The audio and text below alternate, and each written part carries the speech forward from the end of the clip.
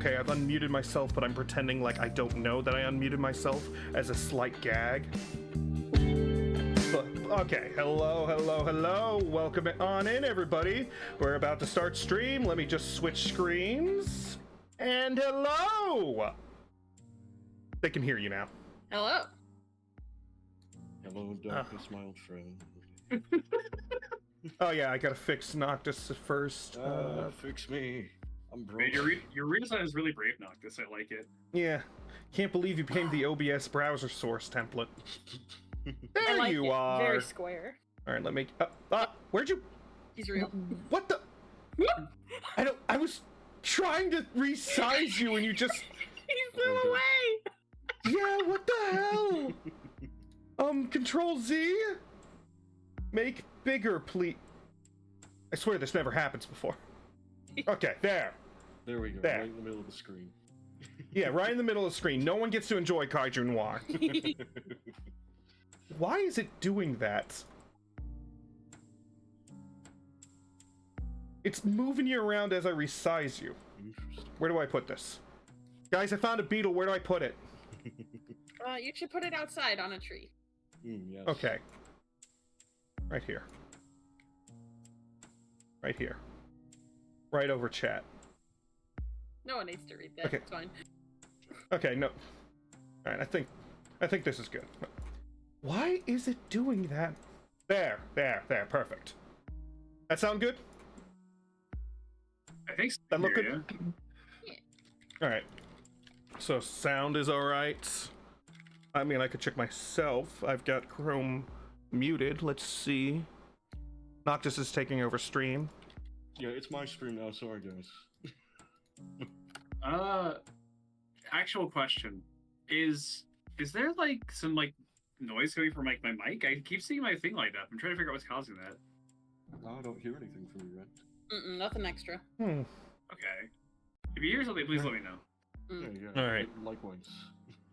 So, Gabby, can you hear us all right? Do I need to turn anyone up?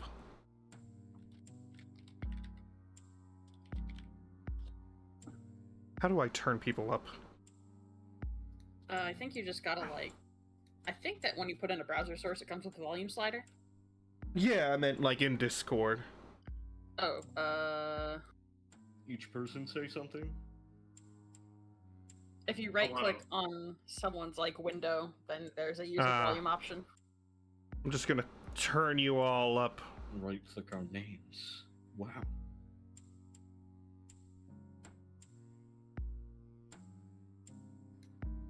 Maybe bump you up in the... Alright, everyone say something now. EBDB. Bah. How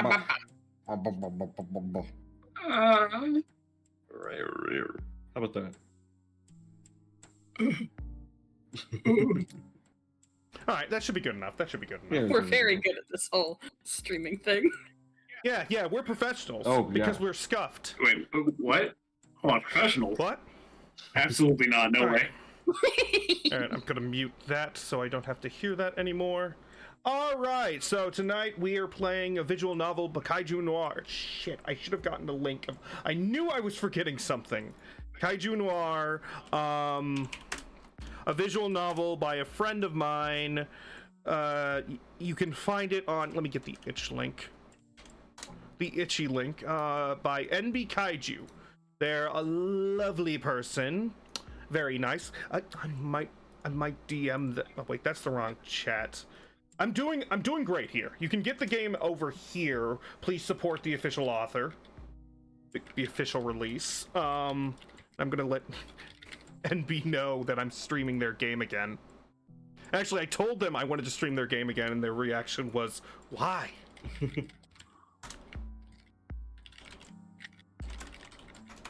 Alright. Alright. So this is the second game I ever streamed whenever I first became a VTuber. And I'm streaming it again because, you know, why the hell not? I also have brought friends this time, and I only had to cry a little to get them to agree. Oh, it's a lot of crying. Shh, don't tell them that. Yeah, I So actually had to everyone take my wanna- armor out to the dry cleaning. It was sopping wet. Yeah. I had to get a new motherboard and everything. Oh, and speak of the devil, NB Kaiju. Hello, hello. Welcome in. That's the creator of the game. Wow, a Wow, celebrity. that's the name of the movie. All right, everyone want to introduce themselves? Oh, okay. I'm Noctis. I'm a Beetle Knight VTuber. I haven't streamed in a little bit, but very willing to guest star on other people's streams right now. So, yeah. I'm Ozable. I am a RoboCat variety streamer. I stream on Mondays, Wednesdays, and Fridays. Schedule's been a little shaky recently because my hands like to cramp up, but I've been doing pretty good lately. So come say hello. And I'm the rest. Yeah, you're just the rest. I'm not the Golem. Slime Golem VTuber. I do whatever the hell I feel like. And it is fantastic. And I'm Rana. But you already know that because you're on my Twitch. No, we don't. We Who all is just this? wandered in here. Yeah, what the fuck? What are you doing in my house? I think we're talking pod VTuber. What the hell's this tentacle thing? all right, enough fooling around. Let's get into it. Kaiju Noir, everyone's got their roles, right? Let me pull up the. Here it is, the Excel spreadsheet. Yeah. Okay, Aw, yeah. Yeah. Spreadsheet, baby. spreadsheet, baby. I did notice that one role is conspicuously blank, and I'm wondering who's going to fill in for that. Wait, I can do that role. Okay. But hold on, wait. Is there a blank roll? Yeah, there's one. if anyone wants to fill, well, when that character shows up, I'll let anyone who wants it to voice it. I don't know if 'Cause, I you know. missed that one. They're quite the character. We're gonna have to fight over it. Yes, yes. Everyone voices one line. all right. Let's get into the game. Okay. The game is quite full of quite the characters. Indeed. All right. New game start. Kaiju. Noun. From Japanese. 1. Strange creature.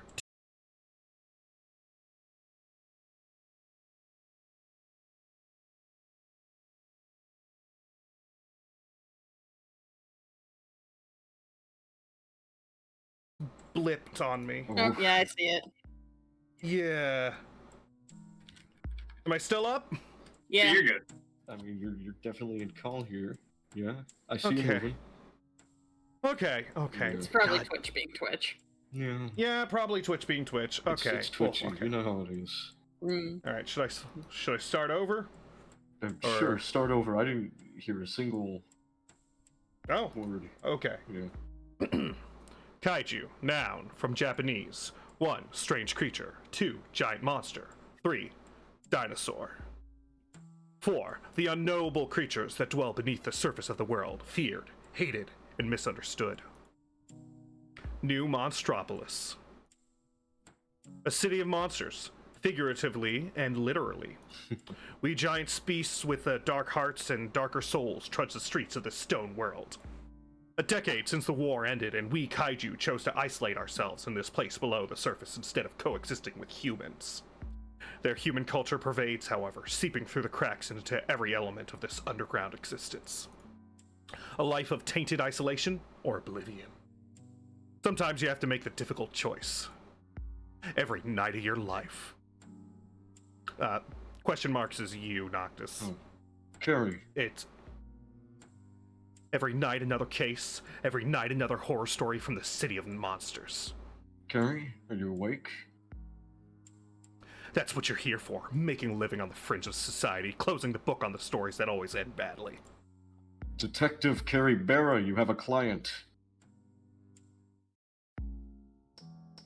You startle from your nightly indulgence of self-loathing, the office around you the same as it was 20 minutes ago.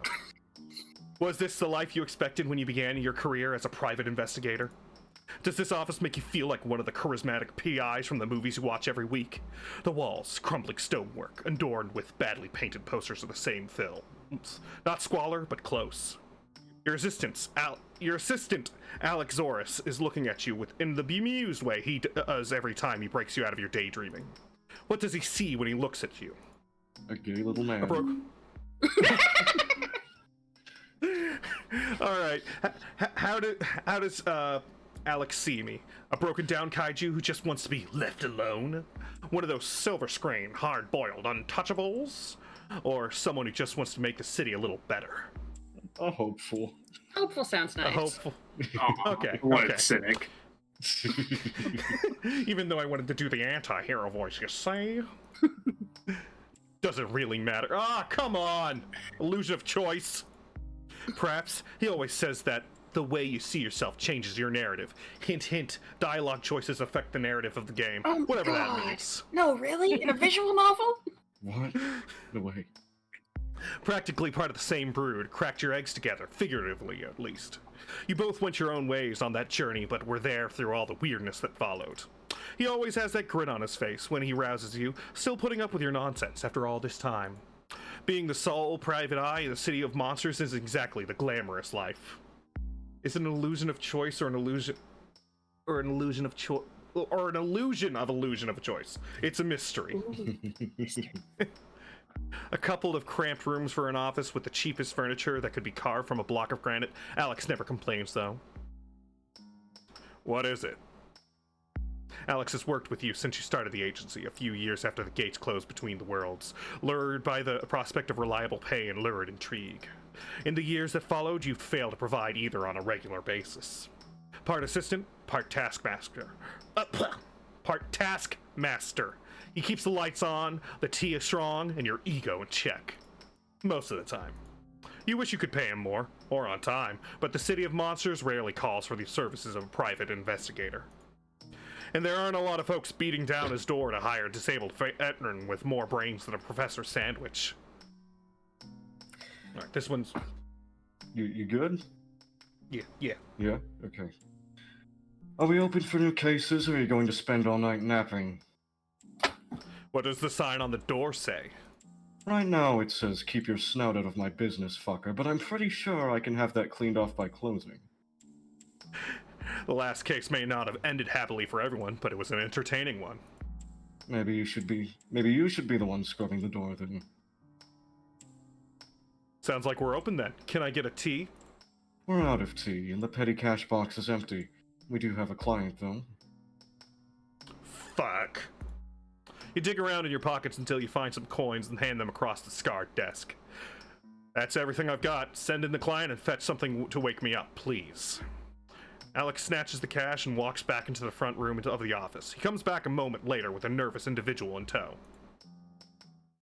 You wish you could say the kaiju Alex gently ushers into the cramped office fills with the confidence of a lucrative job offer, but they don't.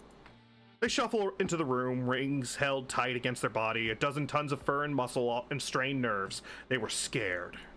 Couldn't blame them, though. Folks usually arrive at your door either terrified or furious, depending on what they need investigated. They glance around the room, possibly looking to escape or for some telltale indication that they are in the right place. You don't know what a private investigator's office is supposed to look like, but this broadly isn't. Take a seat. Or please take a seat. They look nervously at the stool as if it only just noticing it and sits down, wings held tight against their body.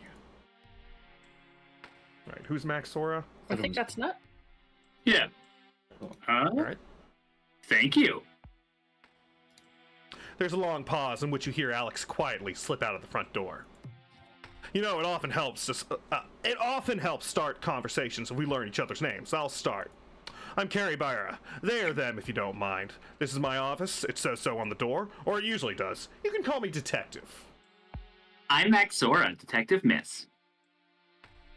She is well-spoken for a kaiju and wears enough gold to indicate a magpie-like tendency for the nicer things. That's a good start, Miss Maxora. Now how can I be of assistance? Another long pause as she fidgets with her rings. No doubt you'd like to discuss a matter of some delicacy, otherwise you wouldn't be in my office. She looks up and you see the fractured ice of her eyes, cold, beautiful, and afraid. I need your help, Detective. The words every private investigator loves to hear, the phrase somehow never growing old. Then you've come to the right place. I'm here to help, Miss Maxora, if I can. How can I be of assistance? I'm not the usual first point of call for kaiju in trouble. There's a police station just down the road. She looks down again, her claws clicking against each other as she rolls her rings nervously. Someone has some information about me that they shouldn't. Things I can't have get out to my family. That's why I can't go to the police. Blackmail? She nods. And you can't just pay them off? Not without asking my family for a lot of money, detective, and they would want to know what it's for. You nod back. Common enough story, one you've heard a dozen times before. No doubt an encounter with the wrong monster she doesn't want getting out. And can you tell me what they have on you? Something bad enough to get you in trouble with the family? With the police? She shakes her head vigorously, tears welling up in her eyes. I can't tell you that, detective. I've done things that I'm ashamed of. And the less you know, the less danger you're in. You raise an eyebrow, an unusual addendum. The less I know, the harder it is for me to do my job, Miss Maxora, but I will respect your privacy, no extra charge. You scribble on your second last business card and slide it across the table. This is my retainer. I charge by the day, not the case. First day in advance. There may be expenses, especially since I'm going in without a lot of information. She picks up the card and glances at it and nods without hesitation. I can tell you where the message said to go, and who to talk to. Is that enough to start you off? From the front room, you hear Alex return, his cane clicking against the stonework. That's a good start. Can you show me the message? It might give me something more to go on. No, I mean no sorry. I don't have it with me. Fine. You can leave details with my assistant out front as well as the retainer. Anything you can tell me about them? About what they want? She stands, shaking her head and reaching for her bag. The blackmail demand only included a name and a place, so that I could find them when I was ready to pay. She leans across the desk, the light glinting on her jewelry and the cold blue of her eyes. I would like this to be handled quietly, detective. It would mean a lot to me personally, if you could just make this all go away. There's obviously more she isn't telling you, but you aren't being paid to pry into her reasons. I'll do my best, Miss Maxora, but I'm not a bodyguard. Not a bodyguard. Or a hired thug. If you want someone disappeared, I'd recommend the police station down the road. Their rates are more than reasonable. I'm sure you'll do just fine, detective, and please, call me Mac. You were doomed from the start. Kaiju Noir, Chapter 1. Alex walks back into the room a few minutes later, mug in one hand and a slip of paper tucked behind an ear frill. Well, she was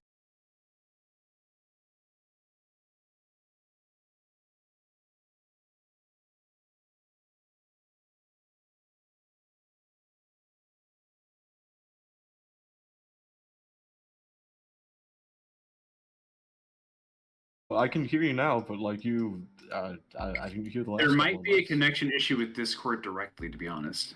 Possibly. That's what I figured it was. I'm like, oh boy, time to hear Yeah. nobody for the next couple minutes.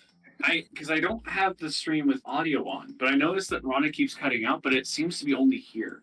Okay, well, just so long as it's only happening in Discord and not in the stream itself. Okay, chat, am I cutting out on stream? Not muted, it was twitching out again. Okay. Ah, very okay. good. Okay. In cash, nice crisp new bills all tucked up neatly in the cash box. By the bulge in her purse, there's plenty more there. Whoa, Alex, what are you doing checking out her bulge? Oh, you know. Can I get a new chair and claim it as a business expense? Mine is falling apart.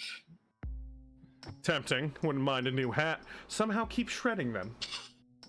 You have horns, Kerry. You aren't supposed to be wearing hats. I know, but when was the last time you saw a detective movie without the PI wearing a hat? Good point, but I get my chair first. Deal. If we can get a few days out of this case, I'll not only get you a new chair, but pay you for the last 2 weeks.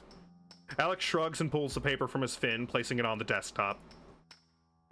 Do what you can, Kerry. We're in this together. You deserve to get paid. I get my pension, not entirely helpless without you. I've seen how much they care about vets. Wouldn't trust a hatchling to survive on that pension. And yet I scrape by just fine. Anyway, here's the details on the messenger and hangout. Former is unknown to me, though the latter is a dive off the main strip. Been there a few times.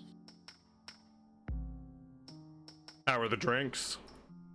Cheap and not entirely lethal. You pick up the slip of paper and scan Alex's meticulous lettering. Laura Thrack, The Last Gulp, Crag Lane.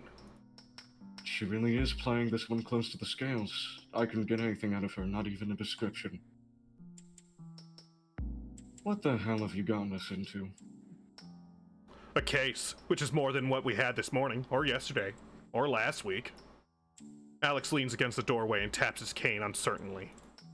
Just don't go wasting all that money on movies and hats. You try not to laugh as you drink your tea. So what's up? So, what's the plan? Go scope out the place, check with the cops. I know Carloza down at the station owes us a favor after last time. Alright, check with Carla Zora? Oh, Or Carlos. head down to the... Yeah. Let me... I mean, an excuse to see Carla early, I guess. Sure, why not? Give Ozzy a speaking role. Yeah. I guess I should go check with Carla Zora. If this Laura Thrack character has any history, I'd rather know it before I confront them. See if you can find out where they get their donuts from. The local place is terrible. The only good thing about that station is the donuts and Carla, and I'm pretty on the fence about her sometimes, too. All cops are bastards, Carrie. Carla Zora chose her path. She takes the title. Maybe one day she'll learn better. We can all but hope. Now I want a donut. Alright, going to the cop station to raid them. When you reach the police station, Carla Zora is in her office. The officer at the front desk tells you she's off working a case. Maybe you'll catch her later. No matter how many times you go to the station, you can't shake the urge to start throwing things. The look the desk sergeant gives you makes that worse. Carla Zora better wake up and see how bad this place is for her before it's too late. Unable to find any neglected donut boxes, you decide to leave a message to say you called, that Carla still owes you that drink, and head off to the last gulp. Crag Lane feels old, even in the city of monsters, a near forgotten side street worn low from thousands of years of heavy footsteps. Last Gulp is about what you'd expect for an ancient dive bar in this part of town. Rough stone brick, uneven windows, piles of rubble along the walls, the smell of industrial waste and kaiju vomit. You don't like going to bars in the first place, too many kaiju vying for space, too much noise, too few answers. The smell of the place alone is almost enough to turn you away. As you approach the doorway, a bulging shape in the corner stands and extends an antlered head. Evening. You touch your four horns in acknowledgement. They grunt back a sound more heavy machinery than communication. Anyone want to make a grunting noise? Good, good. Fun fact, depiction taken outside the game dev hangout in my city. Ooh. That's cool. Yeah. Alright. Busy night? They shrug their shoulders and push open the door with their tail, leaving behind a black trail of ink. Not much of a talker, are you? Their eyes narrow and gesture to the door with their antlers. You get the point and ease past into the bar. I like them. The interior... What? I said I like them. Yeah. Very to the point. Yes. The interior of the bar is as crude as the exterior, showing its age as one of the city's oldest drink pits. Not despised, just mostly forgotten to the ages. The bar and the tables are all stone slabs, probably hewn from the same quarry as the bricks that make up the rest of the building. It's easy to believe that the bar wasn't built but dug out from the surrounding stone. The bartender watches you enter the bar with one head and television mounted above the bar with the other. A small crowd of kaiju sit around various tables on what in size doesn't fit anyone's stools. A couple of them look up from their drinks, but most just keep drinking like this might be their last gulp after all. Trying to look like another worn-out monster after a hard night, you make your way to the bar. Alright, who's Raxalon, I believe their name is? Oh, not again? Yeah. Yep, not. All right. What'll it be, Slick? You look around the limited drink section. Alex was right. Everything doesn't look like it was brewed in a refinery as cheap rock cut you could use to remove rust. Makes you glad you don't drink booze. Best to stick with a soda. Okay, this is the most important choice in the Monster Mash, entire not even goddamn. close. Monster Mash! Yeah, Monster Mash. No one ever picks Savage Stop. It's name brand recognition. It's I a swear to graveyard God. smash. Mhm. Look how cute it is. Oh my god. It's purple leaving. That makes it better. The purple can the bartender slides across you is festooned with pictures of various movie monsters. Can't help yourself but sing the part of the advertising jingle under your breath. They drink the mash. They drink the monster mash. It even smells purple. How does it smell purple? Beautiful. NB Kaiju says one person has picked the Savage Stomp and every person who streamed it ever. You just made Monster Mash too appealing. You slide a couple of coins across the bar and sit on a stool. The bartender pushes back less change than you'd expect, but you don't comment. You a cop? You're broken from your quiet observations of the bar area, trying to figure out who could be the blackmailer just by appearance. In the movies, they would be hunched in a corner, hat over the eyes, looking shifty, but you're the only one wearing a hat and everyone else here is hunched. What? Most folks come here to drink and don't give a damn about anyone else. You're scoping out the place. If you're a cop, tell me now, so I know who to call you if you end up in the alley out back. But if you're thinking of robbing the place, I'll just tear you apart here and now. No hard feelings. That happen often? Bartender shrugs, their one head still not moving from the screen. Not that you'd hear. Kaiju here mostly keep to themselves. So, cop or not? Definitely not. You place your private investigator badge on the bar so only the bartender can see it. I like to think of myself as a helping claw when needed. The bartender looks affronted, both heads swiveling around to look you up and down with matching scowls. Oh wow, we got you to stop watching TV. An iron claw? When you're really around here, folks don't like nosy flat pads sticking their muzzle where it don't belong. You don't have to worry about me. I'm only here to find someone. I'm not about to cuff or stomp any of your regulars. Just don't cause trouble in here, got it? Staying right out the front does a good job at dealing with trouble. But I hate having to replace the furniture and clean the mess off the walls when they're done. So watch yourself. No trouble here, just doing my job as quietly as I can. No stomping intended. The bartender nods and turns back to their show. Oh, what you watching? I don't know. It's either one of those old human monster movies or a war documentary. Acting is terrible either way. Who's winning? The head not watching the monitor spits into the sink. Us. So it's probably just a movie. Their tone tells you everything you need to know. After working with Alex for years, it's become easy to spot those who came back from the war. You were there? They nod ahead. Right near the end. Lied about my brood year, went out, barely came back. Did what I had to get the job. Did what I had to do to get a job here. Been working here ever since. Not the worst place to end up. They don't reply. You slowly work through your drink, getting a feel for the place. It's not as bad as you thought once you block out the smell. Oh, sorry. The name's Rax, by the way. So who are you looking for? The bartender is still watching the movie, which is now showing a giant kaiju wrecking a power plant that crumbles like cheap wood. Which it probably is. Someone named Laura Thrak, know him? Again, the non-committal shrug. Maybe. Most folks don't deal in names here. Not real ones, at least. You sigh and start reaching for your wallet, knowing where this is going. Anything I can do to help you remember? Depends. You any good? And what? Answering vague questions? I'm fucking great at it. Try me. Ask another. One head laughs, the other growls. Wise eyes. I'd watch that muzzle around here if you like your teeth. I mean, you any good as a detective and you should know it. You give a variation of their non-committal shrug. I've ended a few marriages, found my share of lost pets, need something looked into. They pierce the top of another can with a pincer and hand it to you. I got something for you. Not now, though. You got a card or something? You hand over your last business card. They glance at it skeptically. Oh, you're the one Alex works for. You know Alex? Long story, don't ask. He comes in sometimes for a drink. They pocket the card in their apron and nod to a table off to the back of the bar. Laura's over there, you can't miss him.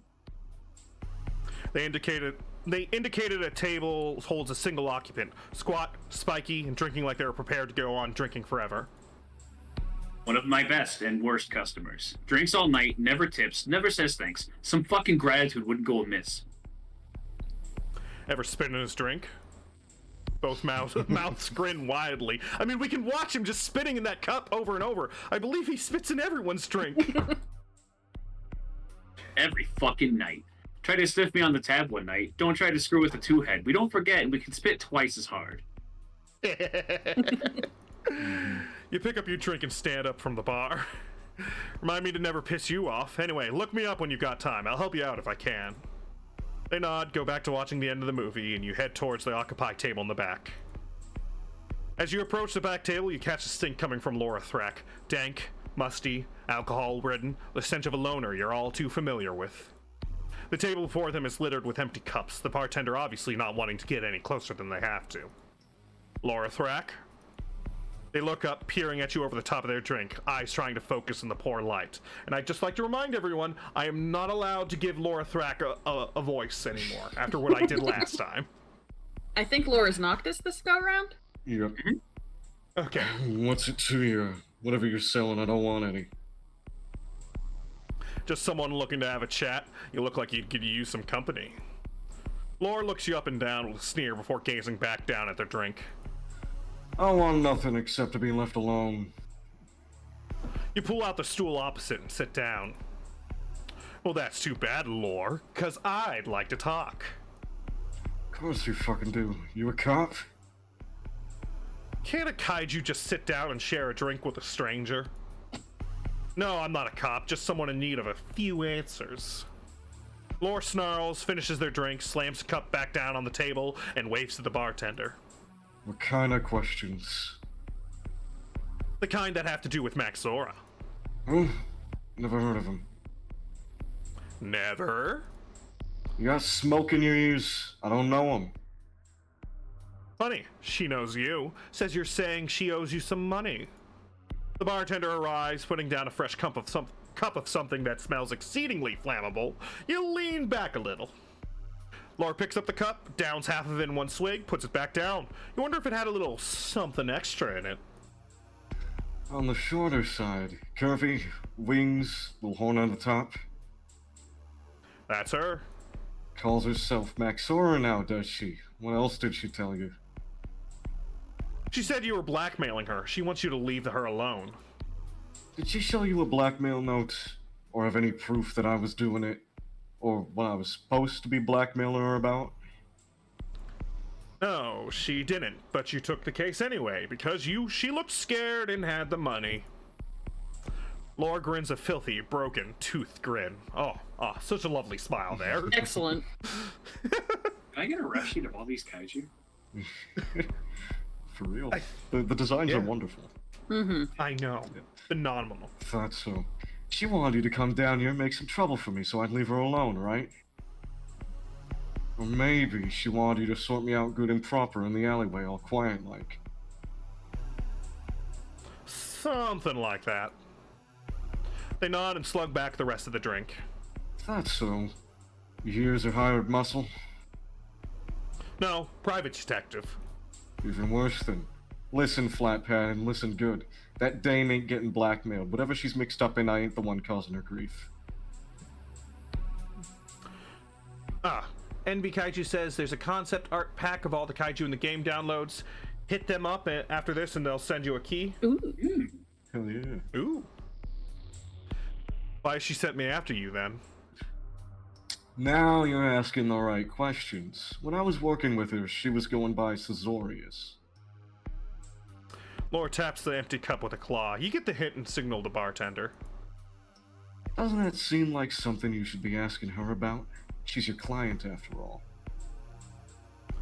Go home, detective. Or go talk to Cesorius, Maxora, whatever she's calling herself now. Just leave me to my drinking. He looks down at the stained tabletop, its surface puddled with rainbow slick residue. And a word of advice, detective. Watch yourself around her. She may look sweet, but those claws are sharp. Getting up from the table, you nod to Rax and make your way out into the Evernight. Sainra eyes you uncaringly as you emerge from the bar. You tip your hat as much as the horns allow and move into the street. So, Detective Caribera, your first night on the case and you found out what? Well, can't trust either of them, I think. Yeah. Mm. It's kind of he said, she said. Yeah. Maxora has told you little to nothing about the case despite eagerly retaining your services. Lorathrak hasn't told you anything except that Maxora is hiding something, obviously not wanting to give anything away. All you know is that there's more going on here than simple blackmail, and you're still on the case. Good thing that you're being paid by the day. Ho ho ho ho ho.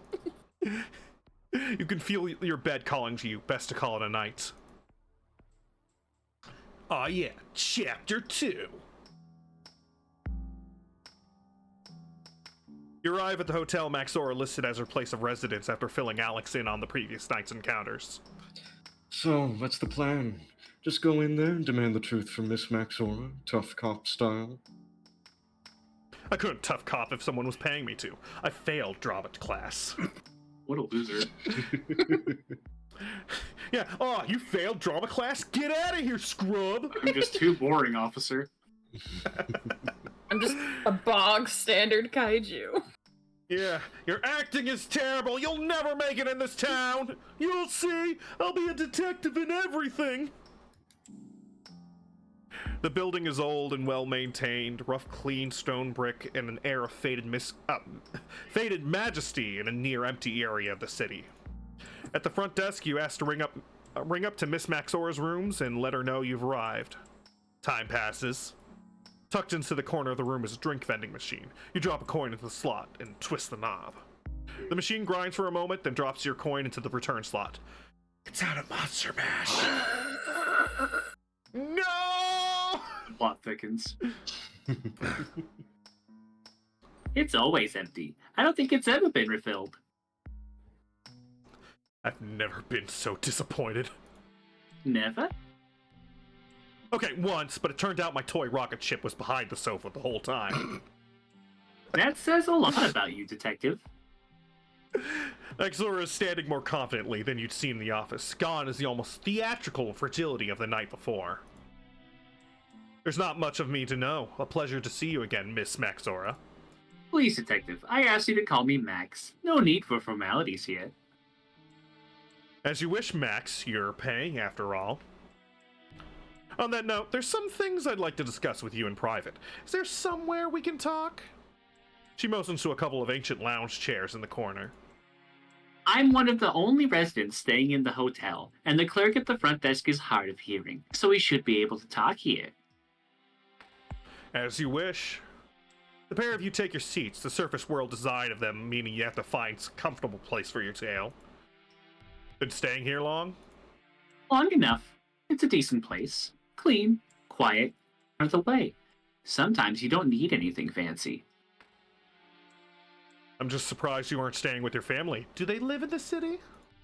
Are you investigating me now, Detective?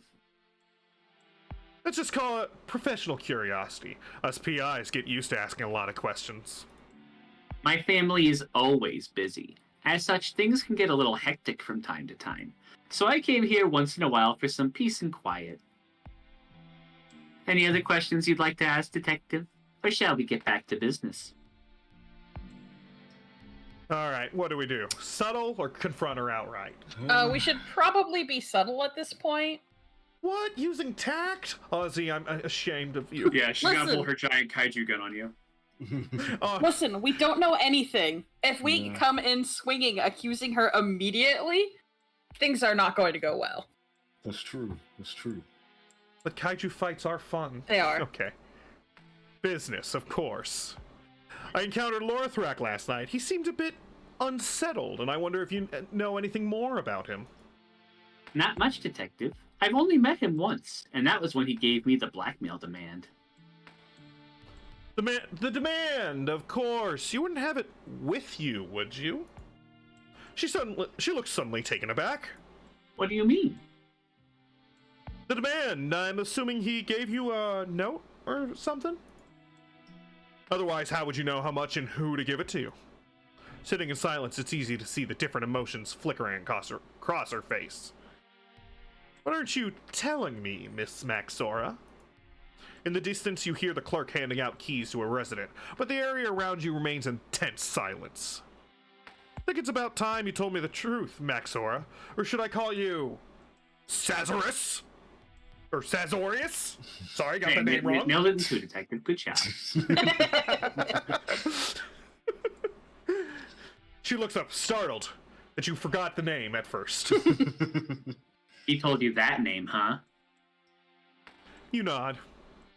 Told me a lot of things, including that you've not been honest with me, and this whole case is a ruse. I don't like being lied to, and I don't like not knowing what to call you.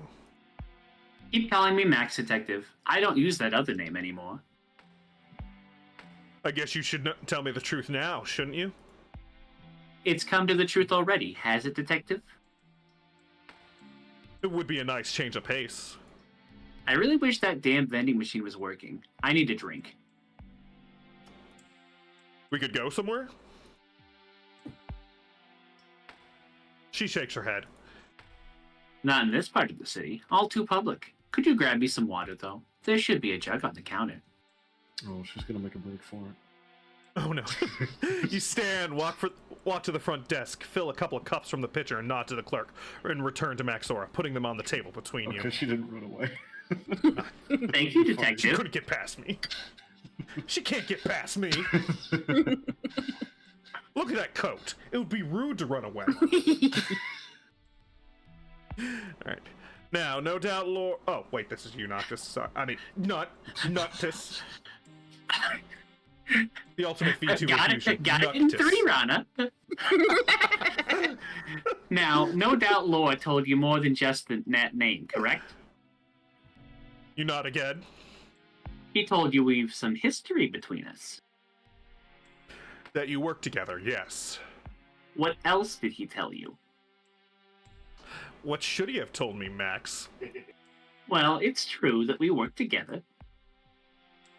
Laura and I were entrusted with the task of collecting a certain item. An artifact of considerable value that carried with it considerable risk. And what item is that? Maxora picks up a glass and sips from it. Tell me, Detective, have you ever heard of the Crimson Old One? The what? Oh, that just sounds like something you shouldn't fuck with. The Crimson Old One, an idol carved from a single giant ruby dug from the cavern that surrounds New Monstropolis by the first Kaiju. It is said that the light that refracted from the ruby was enough to illuminate the world below. And that the first Kaiju war was waged over who would claim it millennia before the humans climbed down from their trees. It is also said that those who would possess the Crimson Old One would reign over our kind until the end of days. I want to stick it in my mouth. Yeah. Yeah, it looks like candy. Delicious. Delicious. MB Kaiju says, Gods, I need to get a 3D print of that thing one of these days. Yes, do it and sell it so we can eat it. Yes, please. Yeah. Yes, we're all hungry. But we live in a blatantly corrupt oligarchy. I can't see the big tusks at city halls giving up their seat to someone lugging a shiny rock around the city. You're right. Trying that would probably land you at the bottom of the lake wearing a stone overcoat. So why all the excitement over a shiny pebble? Firstly, the idol represents immense spiritual significance for many kaiju in this city. Second, it has historic value, dating back to hundreds of millennia. And finally, it's a giant ruby. Do you have any idea what that's worth to the right collector? Damn it, you have a point there. What do you have to do with the rock? And what do you have to do with the rock? No, I said it right the first time. What do you have to do with the rock? What do you have to do with the rock? There you go. Well, I was supposed to be getting the idol into the city to sell on. Into the city? You mean it's been out there on the surface? Aren't as thick as you look, Detective, are you? I assure you, I am very thick, goddammit! A singular C. You should see me solve a crossword puzzle. The statue has been traded, stolen, sold, and killed for in the human world for thousands of years. I doubt even they know how long for or where it originated. So how did you track it down? That's something I don't know. The plan was Lore would track it down. I'd organize to get it past the gates. Another colleague would make the sale to a collector, and we'd split the loot. So what happened? I don't know. The idol was supposed to pass to me from my contact at the gate. Only when I got there, I heard that he had an accident, and the idol was missing. One of those accidents where folks just up and die? Exactly that kind. You pick up your cup and take a drink. So why'd you up and run? I'd been paid an awful lot of money to get the idol into the city, most of which had gone towards bribes, storage, and my contacts in the human world. None of whom was prepared to work with the kaiju for cheap. If Lore thought I betrayed them, they would be after me. I had to make the first move. So what do you plan to do now? Just wait here until it all blows over? No, detective. I plan to find out where that damn statue is and finish this deal, so I can get on with my life. So there's no blackmail case? No, never was. Fine, then my work was done on that matter. I'll send you my bill. Let my assistant... Literally. Yeah, he just literally just says that. I'll let my assistant know, and he can do you up a letter of completion and an invoice for services rendered. End card plays. Wow, Ron, I can't believe you made up all these other kaiju. I'm sorry we couldn't make this work, and I am sorry about the lies. You better be. It hurt my feelings. Rude. Is that everything, detective? Not quite, Max. Now you and I need to discuss another matter. What other matter? You just closed the case. Game over. We win. Well, thanks for the stream, Rana. It was great Yeah. guesting. You take another sip and say the words that will land you in more trouble than you could imagine. The matter of you hiring me to find that statue. She looks up startled. You'd work for me considering everything. I see it like this, Miss Maxor. Either you're lying to me again, in which case you'll keep paying me up until the point we both become too bored to carry on with the charade. What? Or you're telling me the truth about being on the hunt for a missing cultural treasure of unmeasurable value that could make everyone involved filthy rich. In which case, I want in. Also, I hadn't had an interesting case in months, and this sounds like it could be fun. I'm bored. Kari found dead in Miami. Naxora sits with cup and claw, no doubt thinking about ways to take control of the situation. Okay, detective. What are your terms? 2 weeks retainer in advance. This is going to eat up all my time, and I have an assistant to keep fed. Consider an insurance in case of any more unforeseen accidents. Oh, don't you trust me, detective? Don't you like me? I mean, the fact that you're asking that question, I probably shouldn't trust you. I like you plenty, Max, but I don't trust you any more than I do most folks in this city. Maybe even less, given the circumstances. That's fair enough. You've earned the right to be mistrustful of me. And if I say if the idol story is true, then I want 10% of the sale price. I don't care how you get that, whether it's from your share or split with the others. Call it a finder's fee. She looks directly into your eyes for a moment, sizing you up for haggling, but you don't waver. We have a deal, detective. I don't have the money on me right now for your retainer, but I'll have it sent to your office. As you finish your water, the edges of the room start to spin. Ah, fuck. Your heart starts racing and Max slips in and out of focus. Fuck! She drugged the drink! In all honesty, I'm sorry about this, Carrie. I didn't know if I could trust you. Not with my life on the line. Find the statue and you'll get everything that's coming to you. Start with Lore Detective. I'll be in touch. She leans in close and you can feel her icy breath on your ear. Follow the trail, the crimson one. It sounds like a Cthulhu quote. It's fine. Yeah. Okay, we gotta follow Ozzy's trail, right? The gaping maw of oblivion swallows you whole. Chapter 3.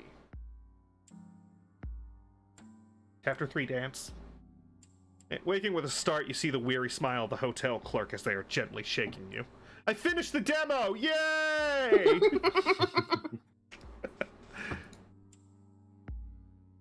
Alright, anyone want to do the clerk?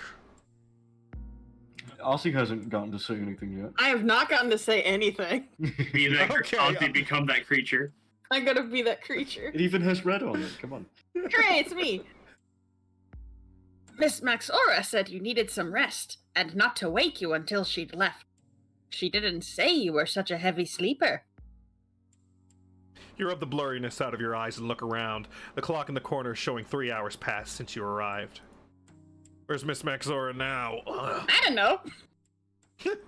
She checked out about an hour ago.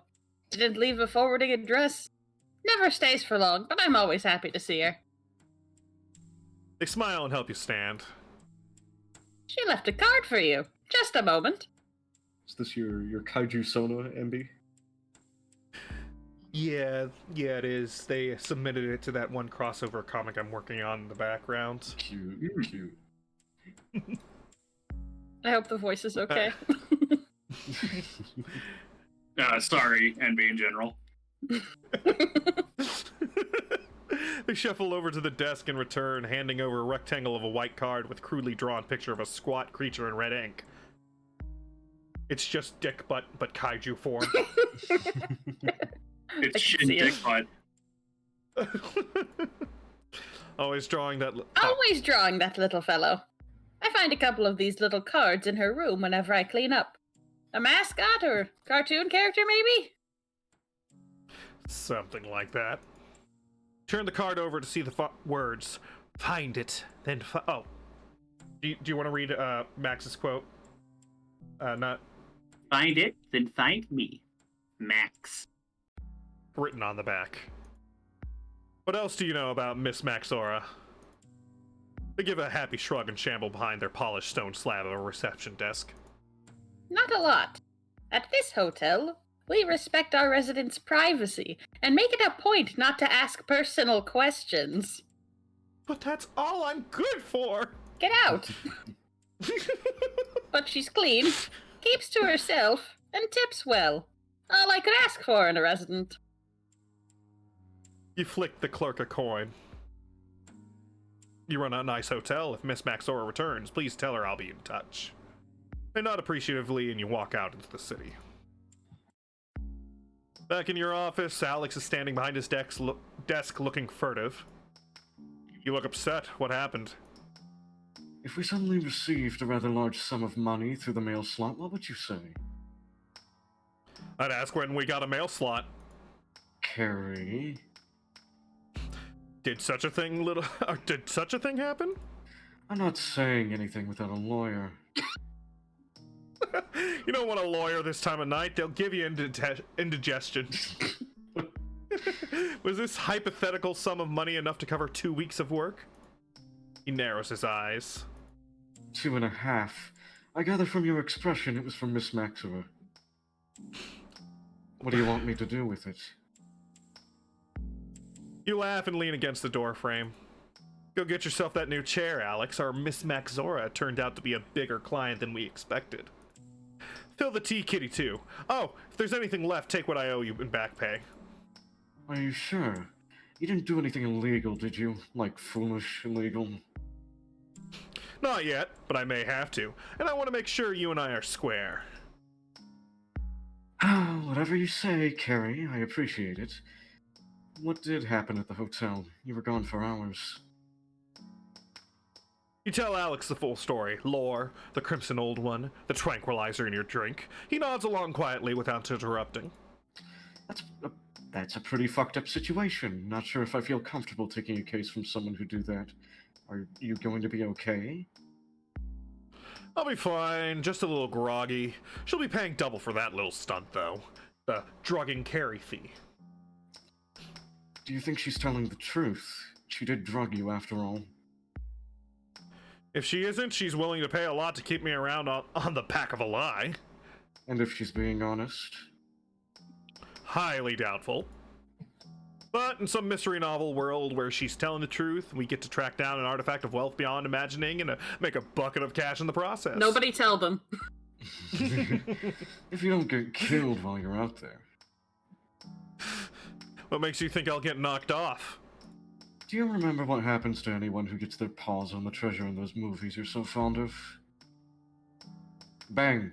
One in the back in a dark alleyway somewhere. It's a damn massive ruby, Kerry. Do you really think there aren't those out there already dying for it? Oh, right. Accidents. Got any advice for me to avoid ending up like that? Aside from don't get killed, keep your eyes open and your snout out of the wrong places. Don't get killed? I never thought of that. Holy shit. Keen insight as ever. Well, I'm going to have a nap in my office, still feeling a little woozy. Also, there are sheep everywhere. You look it. That must have been one hell of a drink. Then what? Then I'll go have a chat to Lorathrak again. He might have a thread I can pull. How hard do you intend to pull? Oh, I intend to yank. Hard enough that he answers. Oh boy. Goodness Oh, yeah. gracious, Kari. Oh, Ray Gasbang! Hello, hello! Hi, Let me give you a Raiders. quick hello, Raiders! We're just... Thank you for the follow, Sinful Darkness at Gasbang Goblin. How y'all doing, you wonderful people, you? We're just reading a visual novel with a couple of VTuber friends. You guys want to say hi? Yeah. Hi. Did you want to do like quick introductions or like just keep going? I mean, do you want to introduce yourselves again? More people here. I'm Yeah. Noctis. I'm a Beetle Knight VTuber. Currently not streaming very frequently, but showing up on other people's streams. I'm Ozimal. I'm a RoboCat PNG tuber. I'm a variety streamer, and I go live on Mondays, Wednesdays, and Fridays. I'm not the Golem, Slime Golem VTuber. I'm a variety streamer who doesn't have a schedule. Yay! Yippee! Yay! And I am Octofriend Rana. I am an octopus goblin. I'm a bit more octopus than normal right now, and we're playing a visual novel. Yay! I hope they caught that ad started rolling. Ah, shit. Yeah. I should have turned off ads for this. Well, I think I can do that right now, can I? I mean, the ad will still be there. Affiliate. Where is it? Where's the button? alright, advertisement over. Nice. And we're back. Activate. Alright, there. There, okay. Alright. I also should turned off ads, so no more ads should pop in. Alright. Hello, hello. Alright. Hello, hello, hello, hello. Shit. Manager. Curse those damn ads. How dare I get revenue for stuff? Oof. Shaking my head. Yes. Those two If I make- dollars are fucking nice, dude. I could buy Gumball with that. Ooh. Several gumballs. $2 for a single gumball? The economy is in shambles, Noctis. Jesus Yeah. Christ. How much could a banana cost? $10? Yes. Yes. You buy a banana, you unwrap it, finds out it's stuffed full of gumballs, Oof. realizing you're in a gumball smuggling ring. Oh my god. Alright. Alright. Alright. Time to get back into the game. Hard enough that he answers my damned questions. Wake me in an hour. I'm going night-night. Tucking you in. Aw. When you get back to the last gulp, Rax is the only one there, sitting at the bar. A can in each hand, watching the Kaiju Wrestling League on television. You take a seat beside him and grab a handful of bar snacks. One head looks up at you briefly and returns to the screen. Alright. Nut. You know what I love about Kaiju League? No drama like in the human fights. Turning to watch the screen, you see two powerfully built monsters tearing at each other with claw, tooth, and nail. To be fair, the humans don't heal like most of us. Too squishy and soft. They have to make more of a show out of it. Rax laughs into one of his beers. True enough. They don't taste too bad either. Well, no, I've never been outside the city. I like it down here. What are they like, the humans? Crunchy. Looks down in quiet thought for a moment. As bad as us, really. There's just more of them and they don't know when to quit. If you really want to meet one, go ahead down to the political district. I hear there's a few at the embassy. Politicians, though. No thanks, I'd be too worried I'd step on them. I'll stick to seeing them in the films. He laughs and drinks out of both cans at once. Chug, chug, chug, chug, chug. Slurp. They squish pretty good, too. They never show that in the movies. Heck of a mess to clean off later, though. On the screen, one of the wrestlers roars in victories while what's left of their opponent is dragged from the pit. That was brutal. Same as far as this stuff goes. No one dies in the KWL. Union rules. Maimed is fine, but you come out breathing. Brood Mom told me in the old days, if you went into the pit, you came out a winner or in bits. She was one of the winners. Good old unions. Can't imagine how screwed this city would be without them. This feels very topical. Gasp! Politics in my Kaiju Noir? Even with the corruption, I'd rather them running things. You want a drink? Got some time before we open up. Give me a Monster Mash. Don't want anything stronger? I said give me a Monster Mash or I'm gonna throw a tantrum. Oh no, I think they have an addiction. No thanks, I don't drink booze. Makes me feel like shit. Also, I don't think you got much behind the bar that's less than 160 proof, and any of that gets near me and I'm likely to burn the place down. Fair enough. Folks here like to get drunk in a hurry. Them that can metabolize alcohol anyway. Can't blame them. He reaches over the bar, grabs you a can, and goes back to watching the show. Looks like a highlight reel. You back for another round in the ring with Lore? Yeah, I got some follow-up questions for him. Maybe a swear word or two, like dick and Pingus? butt. Yes. Wow. Just like Eggman. He'll be here soon. He may be a mound of kaiju crap, but he's punctual with his drinking. Ah, good man. You drink and watch the game. You could never get into the league fights. The city is violent enough without making a sport of it. Alright. What do we want to know more about? Rax's history with Alex, or Gulp? I want to know more about Alex. Yeah. Yeah. So how do you know Alex? You two seem to have a bit of a history. You could say that. Not sure how much I can talk about. He and I were in the same attack wave during the war. He fought in the harbors, me in the cities. What a fucking mess that was. Not a lot of us left to remember those final days. I'm glad Alex made it back. He's a good kid. Shouldn't have been out there in the first place. He doesn't talk about it much. You can never tell if he wants to talk or if he just wants to forget. Both, probably.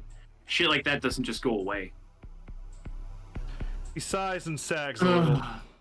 Sorry, talking is tough. Bartenders listen, we don't talk a lot. Comes with the territory. I appreciate you telling me. Rax sets both empty cans down and turns ahead to you. Did you mean it when you said you were a good detective? No, I was lying to you the entire time. I've been a sham! I'm the best in the city. Also the only one in the city. That's not a cop. It'll do. You said you're on a case. Would you have a problem with taking a second? As long as they don't conflict, I've got some flexibility. What's the case? I need you to find my sister. Doesn't seem a difficult job. Just stick up a few missing kaiju flyers. Why ask me? Because it's not that simple, detective. Alex says you're good at that delicate stuff, if you catch my drift. And I trust him. Also, I don't trust the cops, for obvious reasons. When I lost contact with her, we were both very different kaiju. We all change, Rax. Detective. Call me Carrie. Harry. Sorry. I'm not used to talking about this stuff, and this doesn't leave the room. Takes a deep breath, something two heads are able to do particularly well. When I shipped out, she was just starting her transition. I'd even chosen her name yet. Oh, fuck. Yeah, oh, fuck. I left and didn't get to tell her I loved her before they herded us out the gates to fight. Fuck, that's rough. Taking 2 more cans from behind the bar, he opens them in the teeth of one jaw. Damn rough. So I don't have a name. No one she'd go by now. I don't know what she looks like, and I don't know where to start.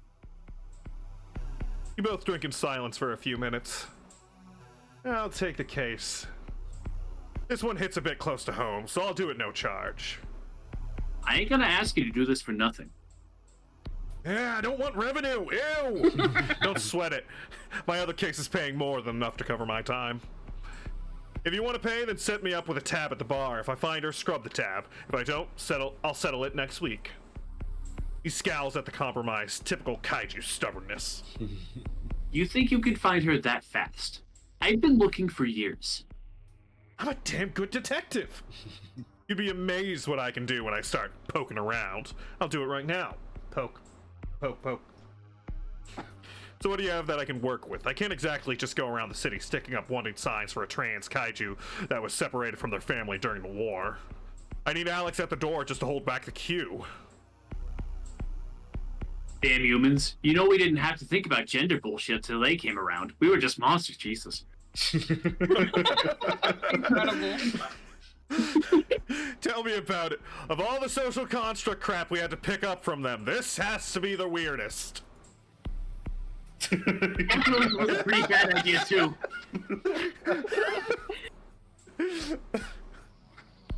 Anyway, I don't have much to go on. If I did, I'd found her by now. But if you find her, please give her this. He hands over a carved green stone on a strand of scale hide. She'll know what it means. Not much to go on. No name, no description, just the necklace. And NB Kaiju put a lot of mood into this game. Yeah. No punches pulled. I like it. I like it. Now you know how I feel. More than you know, Matt Rax. The television program finishes and you're glad you can't hear the obnoxious advertisements over the bar's music. It's about time folks will start lumbering in. I should get to work. He downs both cans, throws them into the bin along with your empty drink, and stomps around behind the bar. What about your family? We don't have much. Not what you'd call a real family. You know how it goes. All too well. I'll have a talk to Alex and see what we can think up. He's the smart one. What do you do then? I ask irritating questions and look good in a hat. Rax nods and starts serving the slow trickle of customers coming up for drinks. About 20 minutes later, Lore stomps through the door and towards his regular table. That's your boy. Please refrain from hitting him with a chair without letting me know first. So I can get a good view. And here comes Carrie with the chair! Oh! Thanks, can you give me as usual? Rax pours a cup of something smelling like industrial solvent, one head looking ready to spit, thinking better of it, and hands it over. Good luck, Slick. You walk across to Lore's table and place the cup in front of him. Lore, what a surprise seeing you here. Thought you'd be thirsty, so I bought you a drink. What do you want, Flat Paw? Can't you leave me in peace? What, miss this charming conversation? Never. I just felt like buying a drink for my friend Lore, and here you are. Bullshit. You're a bad actor. You think I'm gonna toss you a coin to perform? You're delusional. Damn it, he knows my secret! He was in the same drama class. Good thing you're not paying then, isn't it? Now drink your damn sludge. What are you paying? What are you being paid for then? I already told you I ain't blackmailing anyone. No one you know anyway. Go talk to the dame and leave me the hell alone. Oh, I did talk to her. Had a good long talk before she slipped me some knockout drops. She told me about how you two work together and how you're looking for a certain object. And you trust the dame who drug your drink? Not a bright one, are you? Shit, he knows my other secret! Lore sniffs at the putrid liquid in their cup, downs most in one gulp, and coughs wretchedly. You should drink slower. That crap can't be good for you. Shut it, Flat Paw. Did she tell you where it is? Can I unshut it long enough to tell you? She doesn't have it. She says her courier died before they could make the handover. She's hired me to find it. Hired you? With our money? A polite monster never asks. I bet. Oh, well, if she's got her claws and cash on you, she must still want to find the idol. Maybe the dame didn't cheat us after all. Can't tell you that for sure, Lore. Contrary to what you think, I tend not to trust kaiju who'd drug me. That's a good instinct. So what's the plan, Flatpaw? Wait, Flatpaw. So what's the plan, Fat? Damn. You call me Fat Marcus? Yeah, you're Fatpaw now, sorry. How do you plan to find our property? The same way I'm doing such a good job annoying you, by asking a lot of questions. Like, what color is the sky? You're good at that, at least. Thank you. I make sure to practice in the mirror every morning. Sometimes I ask myself questions so abrasive I even shock myself. I can't tell if you're joking.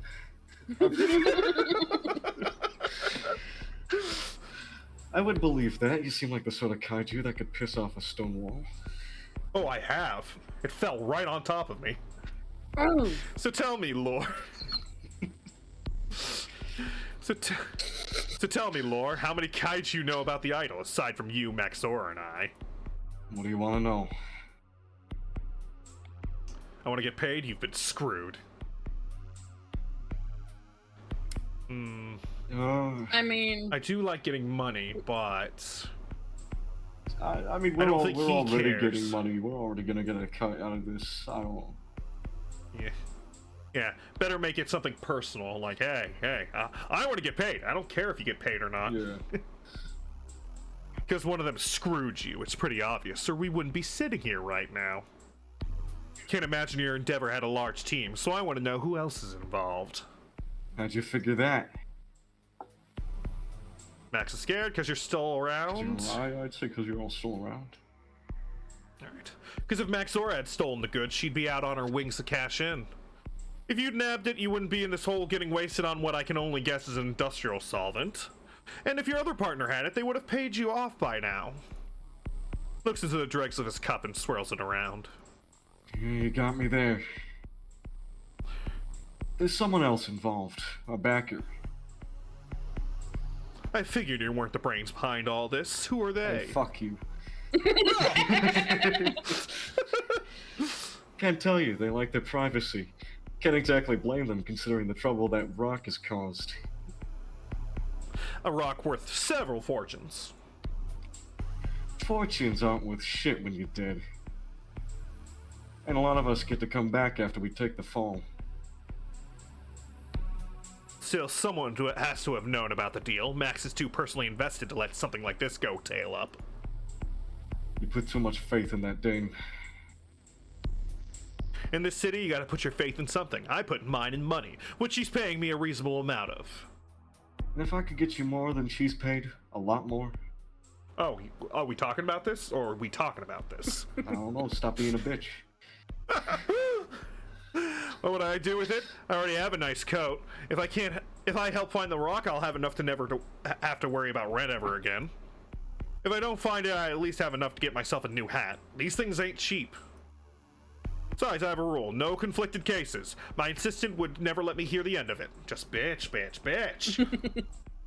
He traces some of the spilled liquid over the tabletop with a claw. It's a surface rainbow hued in the low light. I think I know where your assistant gets it from. Then what's your plan? Start turning over rocks until you find a red one? Damn it! He knows me too well! He can read you like a book and you're here calling him stupid. Better than that, you get me a meeting with whomever is backing the scavenger hunt. There's too many questions, and I need a few of them answered.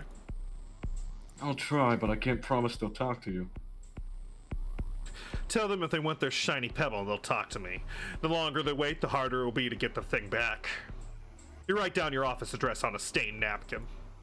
When you arrange a time, here's my address. Business hours only, please. Lore skews the napkin onto a leg spine and finishes his drink. I mean, I don't see any pockets on that outfit. He's not wearing anything, man. don't know what to tell He's you. wearing a wrist thingy. Just the wristband, just the jewelry. Yeah. Yeah. Thanks for the drink, detective.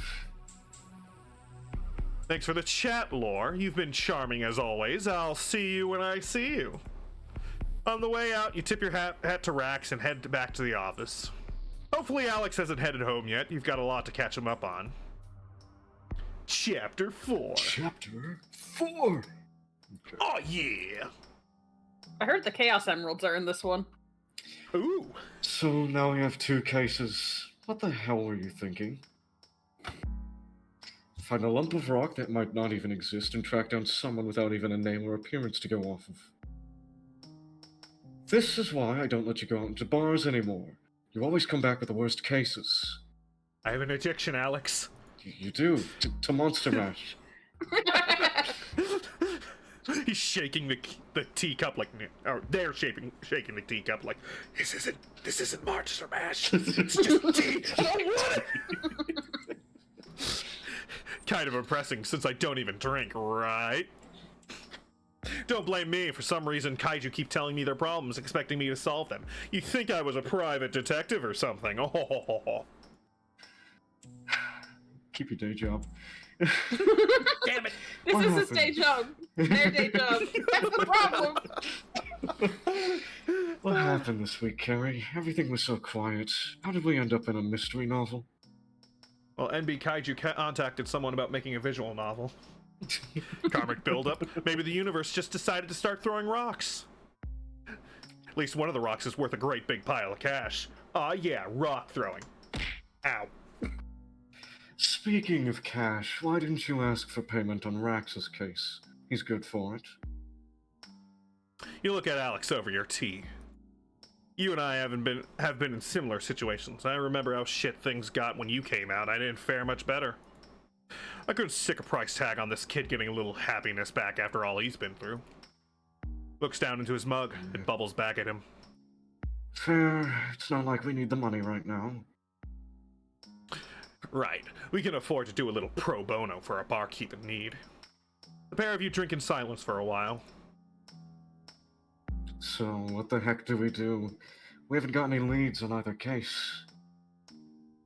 Pulling the pendant from your coat, you hand it over. Alex puts it down his mug and examines it closely. This is the only lead Rax has. You nod. No clue what it could mean. Probably just some family thing. Alex holds the stone closer to each eye in turn. I've seen this somewhere, this pattern here. He holds out the stone and indicates into a pattern of swirls that, on close examination, looks like eyes curled in on themselves. Seriously? Can you remember where? Pausing to look at it again, he shakes his head. No, it was brief, only for a moment. Try to remember. I don't care if it was graffiti on the side of a building or something you saw in a movie. Anything will help right now. And the other case? We wait for a message from Lore. If I can't meet the bankroller, we don't know all the actors in this little play. Don't like being left out in the cold in the middle of case, even if I'm bundled up in cash. And what if he doesn't call? Then we go door to door asking if anyone has a giant ruby in their basement. If you had a giant ruby in your basement, would you own up if someone came looking? I didn't say it was a good plan, but it's better than sitting on my tail waiting for the idol to waiting for the idol to knock on the front door. The front door shakes under tremendous knocking. Well, Me, shit. the idol. Let me in. Quick, say something about getting us $1 million. It's not like someone is knocking at the door waiting to give us $1 million. The thumping repeats louder. It's me, the idol. I have $1 million. Oh shit! Alex opens the door and Detective Inspector Carla Zora walks in. She doesn't look happy, nor does she carry anything resembling either a statue or a large amount of money. Aww. Detective Inspector Carla Zora, a pleasure to see you again. Can we get you a tea? She fixes you with a practiced scowl you've come to know and love. You win the idol, $1 million and a brand new car. All right, a new Whoa. car. Alright, Must be a really big car. They're kaiju. what happened? Yeah. Alright, Ozzy, this is you. I see you're still pretending to smoke those human cigarettes, Kari. You aren't fooling anyone, you know. I think it makes me look dashing. And to what do we owe the pleasure of your company? And look at that blunt, it's all bent out of shape. Just like in the movies. This isn't a social call. Is it ever? That time in the red light district? I was investigating for a divorce hearing. You served me with a cease and desist notice. And wasn't that fun and social? I had to go to the courthouse to get it lifted. That was not fun. Alex stands in the corner grinning wildly. So what's the buzz? Come to grill me for walking on the wrong side of the footpath? Do you know someone called Laura Thrack? You get a sinking feeling in the pits of your stomachs. Can you describe them? Short, spiky, reeks of industrial waste. I might know them. Why? Because he was found dead an hour ago. Oh. The boys just dragged him out of the lake. The music. Shit. And you've come to interrogate me about it because Because he was holding an envelope with your name on it. Mm-hmm. Some of us in the Force consider that sort of thing to be a little suspicious. I'm not saying nothing without a lawyer. I need a little confidence first. Let me munch on some lawyers.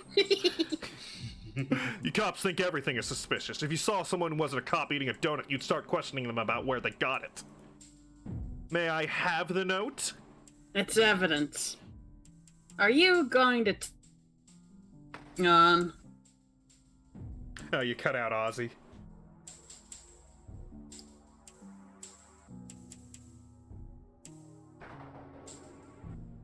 You want to do that line again, or? Oh. I heard it. Oh. Cut out for me. Uh-oh. Did Stream hear it? No, I think Stream can't. I don't know. Did you hear her line? You just want to keep going through? Yeah, just do it again. Why not? Okay. Being suppressed. Oh, It's no. evidence. Are you going to tell me Alright. what case you're working on? Which one? I'm on a couple right now. The one involving the stiff on its way to the morgue. Professional confidentiality, I'm afraid. I saw Lore at the last gulp yesterday, and he was fine as far as I could tell, on his way to getting drunk, or drunker, but very much alive. Anyone able to corroborate that? Rex down at the gulp, he and I were talking about a separate case, missing kaiju. Why didn't he come down to the station if it's just a missing kaiju? It's a sensitive kind of missing kaiju case. I'd rather not draw you a picture, detective. I failed at art class as well as drama. The pair of you stare at each other for a long minute in silence. Carla Zora breaks first and hands you the still damp envelope, the seal already torn. Don't you know it's illegal to tamper with the post? We don't have a postal system, Kari, and this is evidence. Called me out. Paper inside the envelope is mostly dry. On it, you can read a scrawled address in an upmarket district and a time later tonight. Gonna tell me about that? It's cryptic, even for you. You hand the letter to Alex. A contact on another case. Nothing special. Nothing special. Someone we just had to fish out of the wharf has a letter addressed to you, clutched in their fist, and it wasn't anything special? No, that's just Tuesday. Alright. One of those weird coincidences. What can I tell you?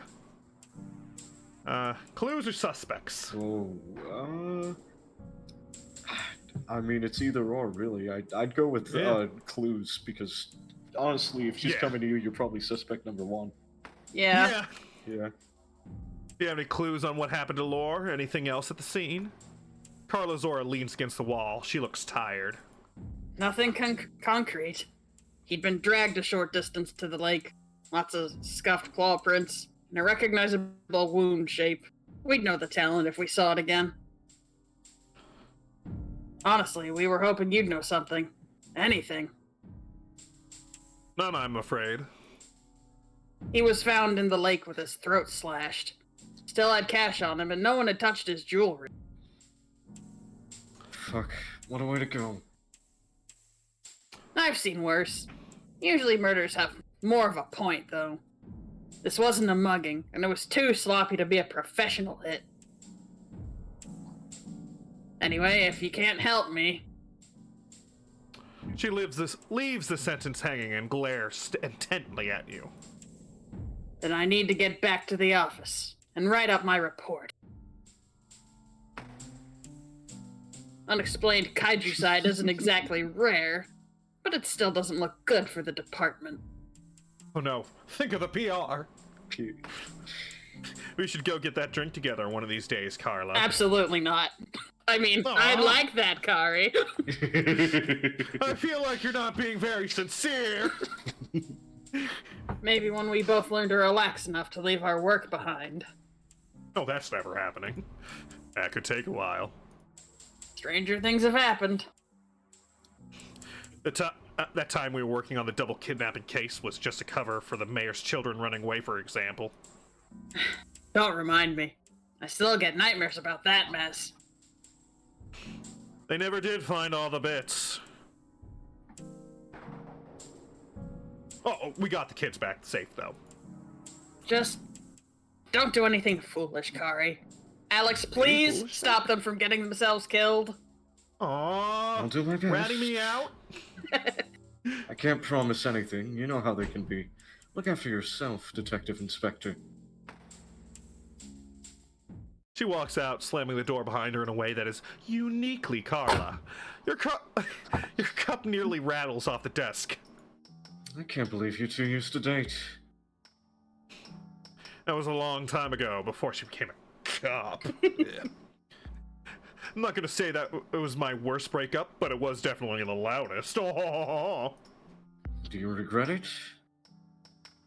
What we had? Not at all. She was my first ace relationship. It was what I needed in my life at the time. Then she signed up to be a thug for the city, and that sort of thing kills the romantic mood. You're a weird monster. Hey, no judgment.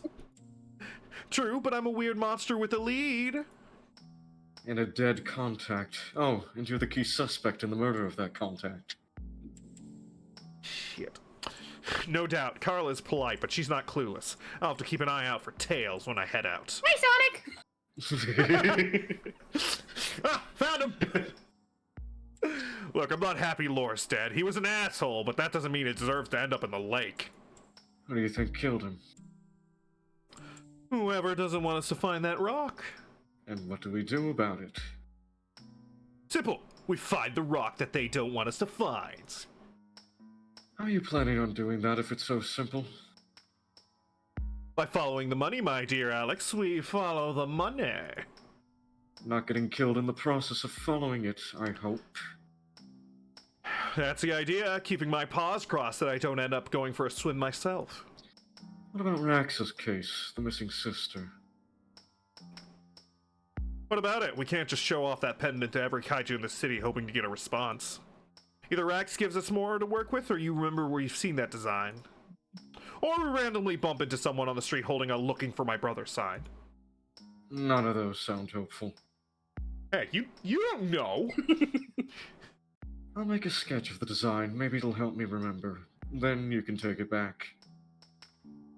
Thanks, Alex. Appreciate the help. And I appreciate the new office furniture. Speaking of which, my new chair is getting delivered tomorrow. Ooh. Can't wait to see it. I'll bet it'll be glorious. That's right, it's even got cup holders. Just something more appropriate for me to park my scales. You deserve it. He waves you away. You best get moving. The note says you need to be over on the other side of the city in an hour. Stay safe out. Oh, Stay safe out there, Kari. I mean it. okay. Well, you stay safe in here. I mean it. Whoever knocked off Lore means business. I'll keep my eyes open and stay away from open bodies of water. You just make sure the lights stay on. I'll do my best. You always do. Wow, he's trans just like me. That's so crazy. Wow. For real, for real? Hell yeah. For real. It's late, evening in the Undercity, and the crystals that illuminate the city, charged by thermal radiation of the outside world, are already beginning to dim. Only the central stones, locally known as Zilla's balls, maintain maintain their pale blue glow throughout the night, lengthening the shadows and casting most of the city into gloom. Until my what, dude? You call me balls. The central hub of the city, where most of the affluent kaiju build their mansions of stone, get the best of the light. Compared to the dingy district where you set up your office, it was almost like walking under the sun itself, or so you imagine. Even the light we get is secondhand. Hard to imagine living somewhere that's not always in shadow. The note from Lore directs you to the front gates of a practically discreet house on the side of the gaudiest streets you've ever seen. While other houses flaunted with wealth, mimicking ostentatious human styles scaled up to kaiju sizes, this one is a simple box of stone. Still big though, upscaled living for a kaiju who keeps a tight claw on their money. You pull the heavy chain beside the gate, minutes pass until a voice, croaky and uncaring, echoes out through the speaking tube. I believe this is you, Ozzy. No soliciting, proselytizing, or political campaigning. Whatever it is you're selling, I don't want any. You lean in close to the tube and clear your throat. Can I help you? Hold on! Okay, it's clear. I'm not selling anything. I was told to come here by the late Laura Thrack about a business matter. The response takes another minute to return. The late Laura Thrack? You didn't hear? There was an unfortunate incident, and regrettably, Lore is no longer with us. Another long pause. You'd best come in. The gate buzzes and opens with a heavy click. You straighten your hat, put on your most deadpan expression, and head through the gate towards the Stark Mansion. The door is opened by an older kaiju in a smart bow tie and a grim expression. And oh, is he a looker. You would be the detective Lore spoke of, correct? That's what it would say on my business card if I had any left to offer you. They narrow their eyes, clearly not impressed. You weren't kidding about the Yes, liquor I card? am the detective. Carabera is my full name. And my name's Xandron. You may call me Xander. Oh. Is that your real name? No, but it'll do for the time being. You're quick off the mark with your questions, detective.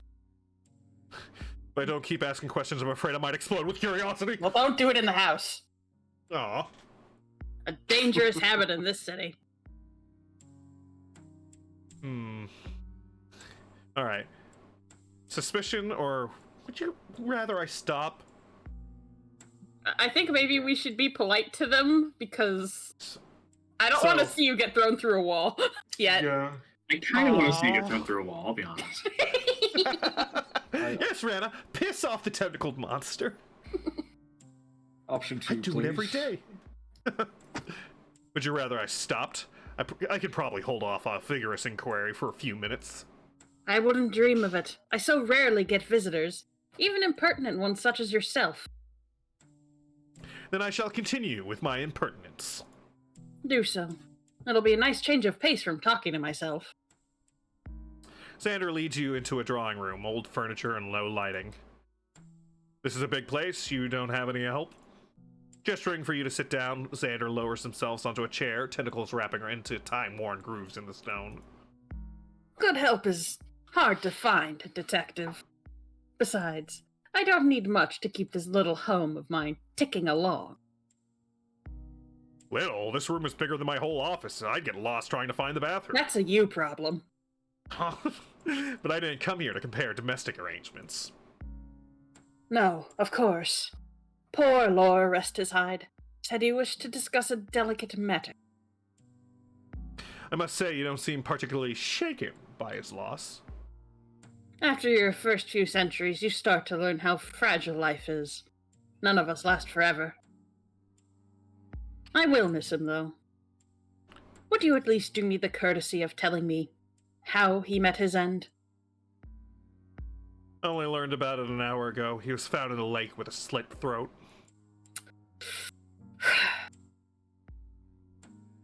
That was not so delicately put, Detective. You didn't ask for delicate, Xander. No, I didn't, did I? Lore was my friend for the last 100 years or so. I wish he could have met a nicer end. No one deserves to go out like that. May we meet kinder fates. The police don't have any leads, no surprises there. Do you have any ideas who could have done it? Someone with a grudge? Old ones know he made enough enemies in life. A coincidence you should mention the old ones. You know of course, why he arranged this meeting. The stone, yes. An object of immense value and importance, steeped in mystery, stained with the deaths of many. And something you would like to, you'd quite like to get your tentacles on? Yeah, dude, it's a big rock. Big rock, big rock, big rock! Everybody wants to eat that rock. Crunchy. Yes.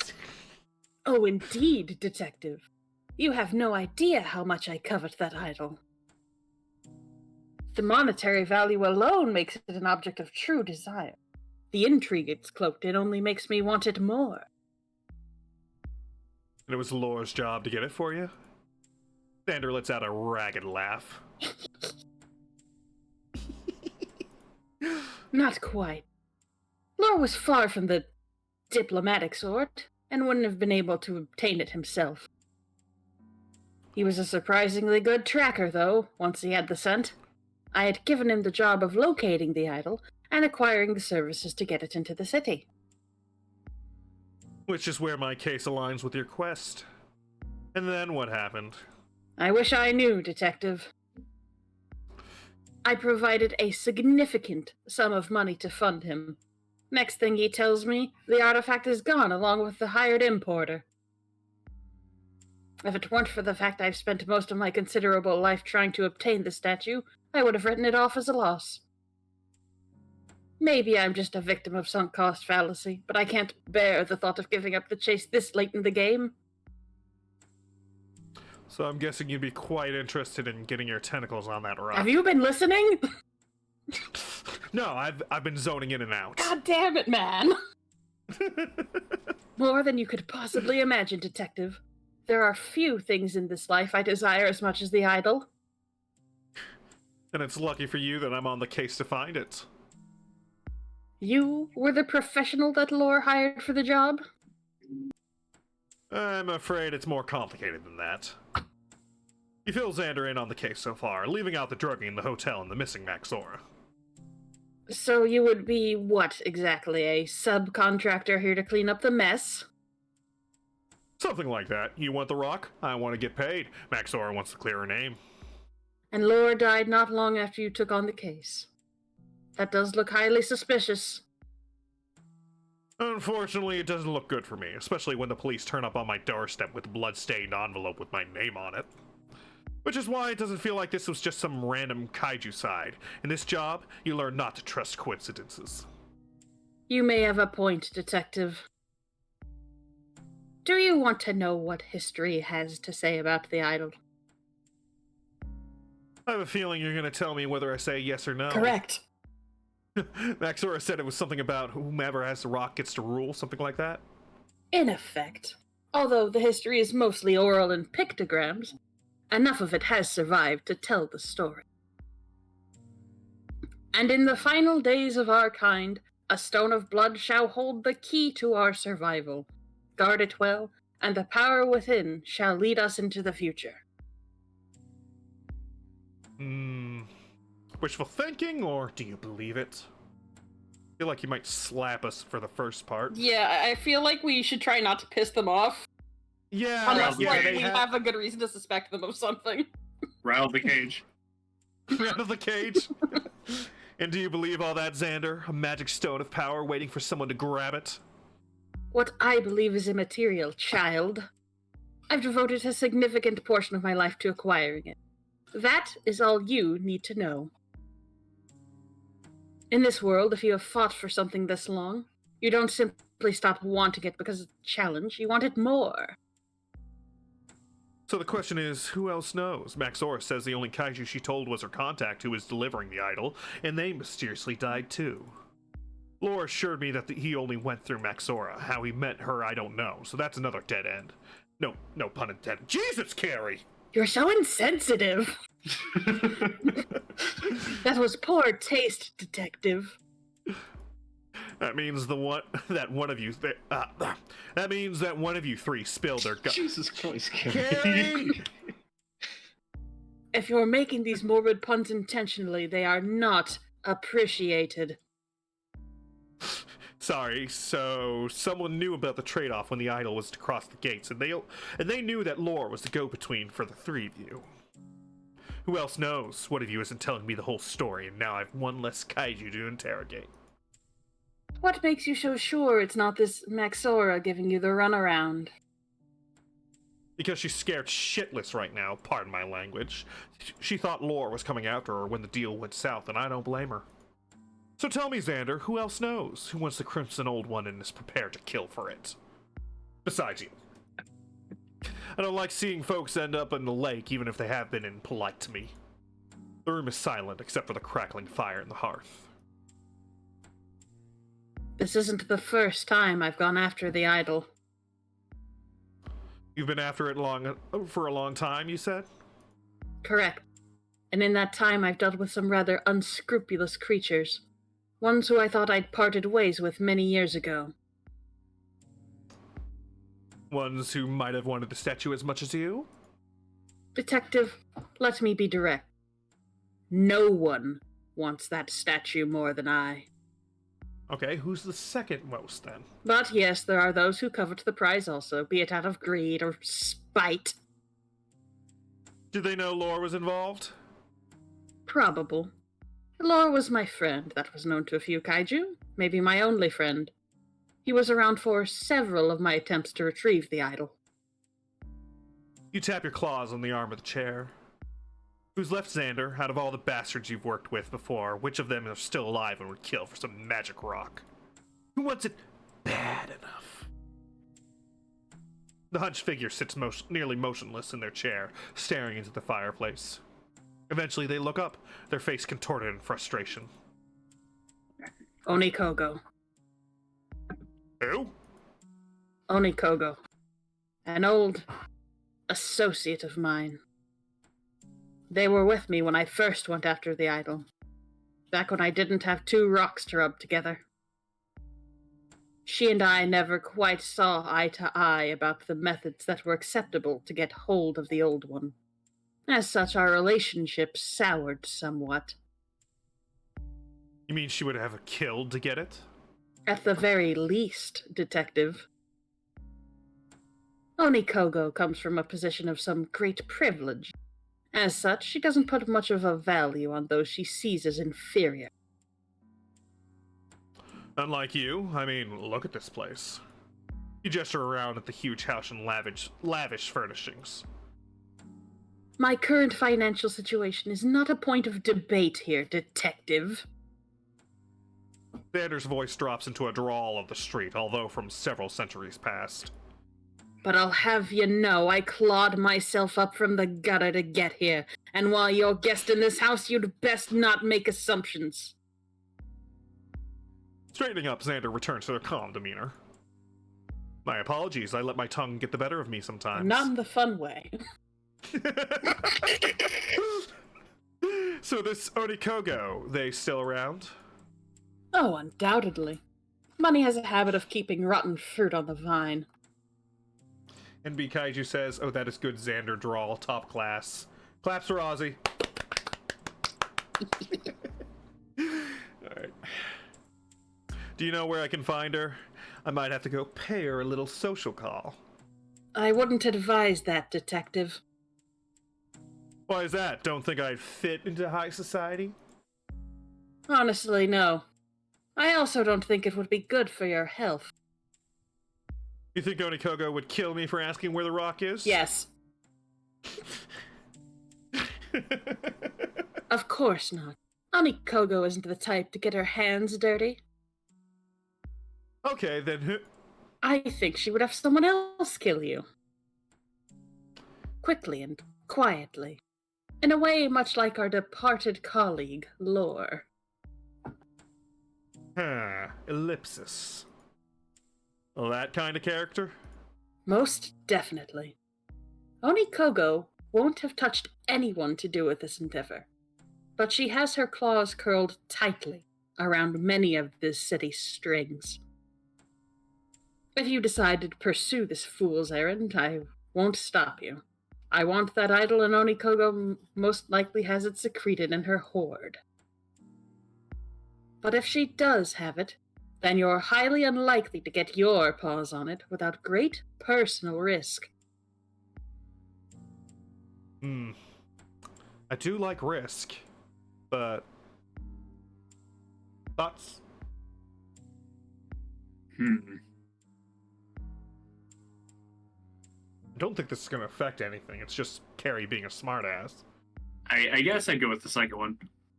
Yeah, that seems like in character for Carrie. It's what my character would say. From what you and Maxora have told me, this is kind of a treasure you only find in stories. That has to make the risk worth the reward. And if there's anything I like more than a lucrative case, it's one with a good story to go along with it. You make for quite the adventurous mercenary. Bold and foolish. Wouldn't be a real treasure hunt without getting to fight a monster along the way. Xander stands and you follow suit. They extend a tentacle and you shake it. Then you're a braver monster than I. Whether you choose to go after the idol or not, please tell Maxora that she is in no danger from me.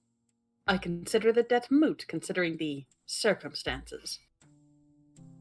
They reach down into a small box by the chair, flip through the cards inside, and pull out a rather old and ornately decorated card. Onikogo's address.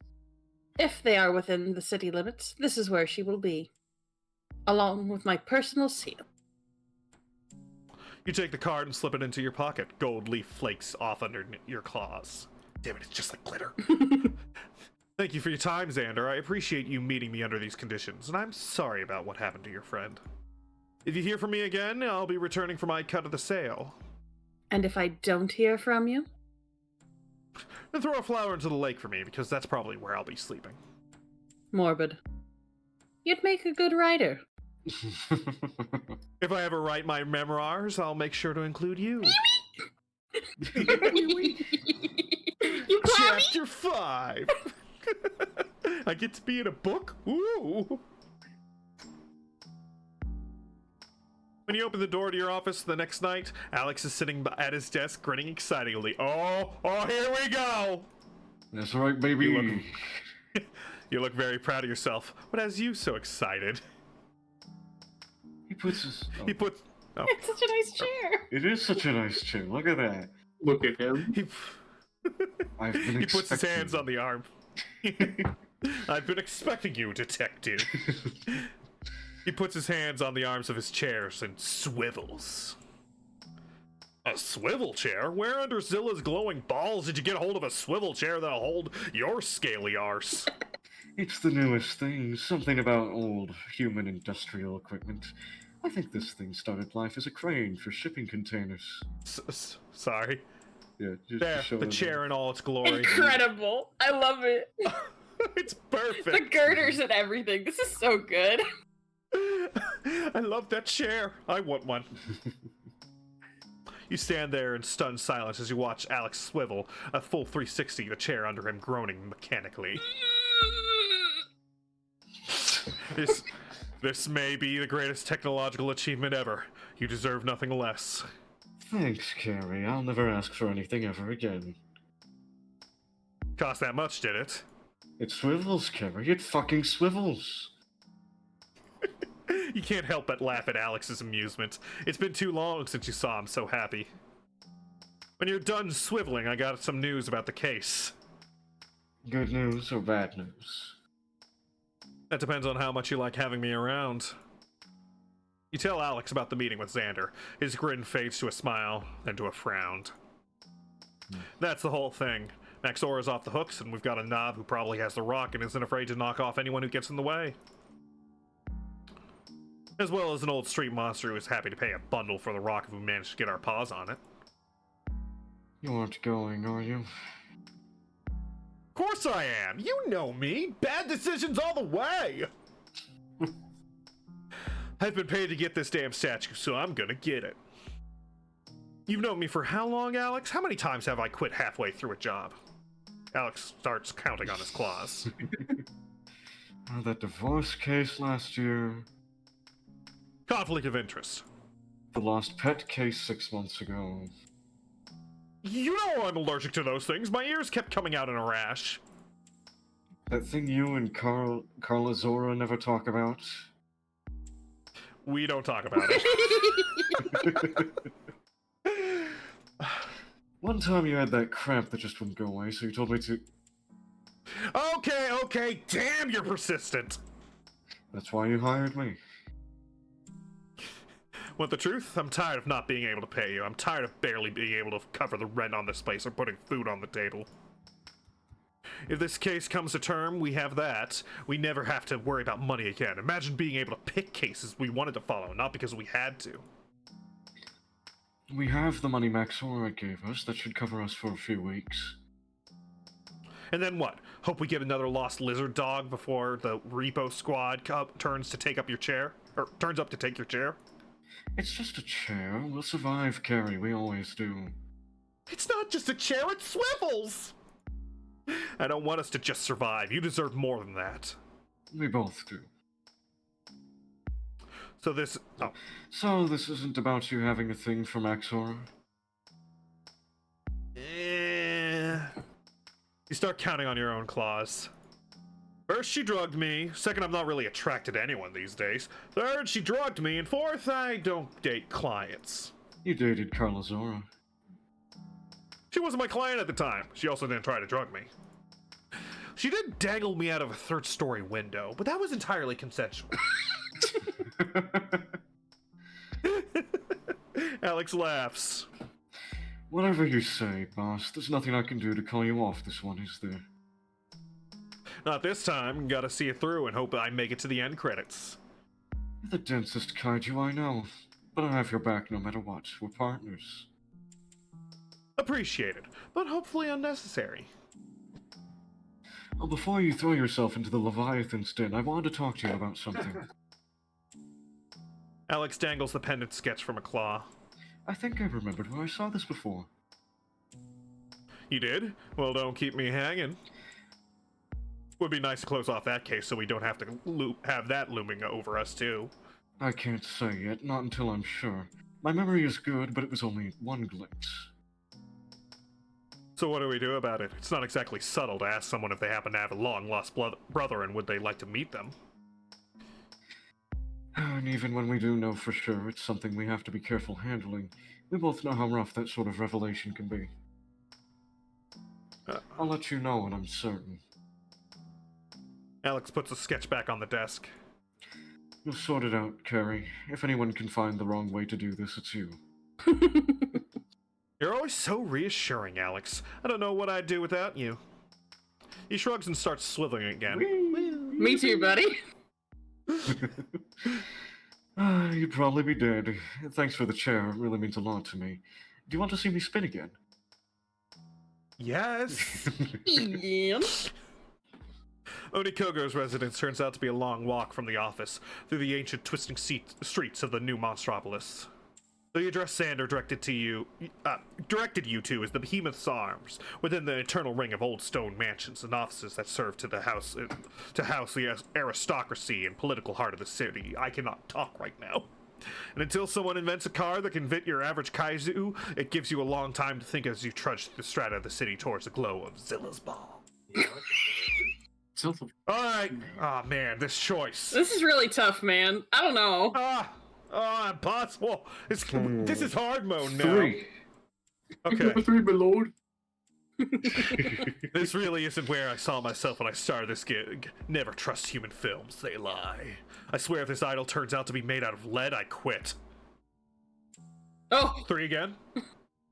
3. If I make it out of this alive, I'm taking a long holiday. Get out of the city for a few weeks. Hey, the magma lakes are beautiful this time of year. Oh no, we don't have 3 anymore! 2. I'm chasing after a shiny rock to clear the name of Dame out of what? Some sense of justice? There's no justice in this city.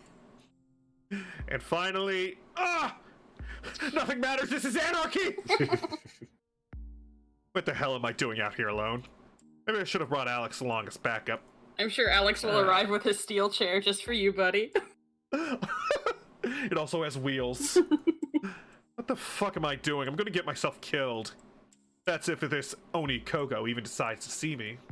You arrive at the address on Xander's card and look up at the bulk of the Behemoth's arms. The first apartment building in this city and by far the most gaudy. Showing the calling card to the stoic door monster gives you a curt nod and directions to the penthouse suite. The building is affluent enough to even have a kaiju-sized elevator, pulled no doubt by some underpaid slob on a treadmill. You can hear the chains rattle as the elevator rises ponderously to the top floor. These knobs sure know how to live. With a thud, the lift settles to a stop. A short hallway adorned with intricate carvings leads to a double door that probably costs more than everything you own combined. With an only slightly shaking claw, you lift the door knocker and bring it down sharply on the brass plate 3 times. Oh. The sound bounces off the walls like echoes in a long-forgotten cave. Ominous.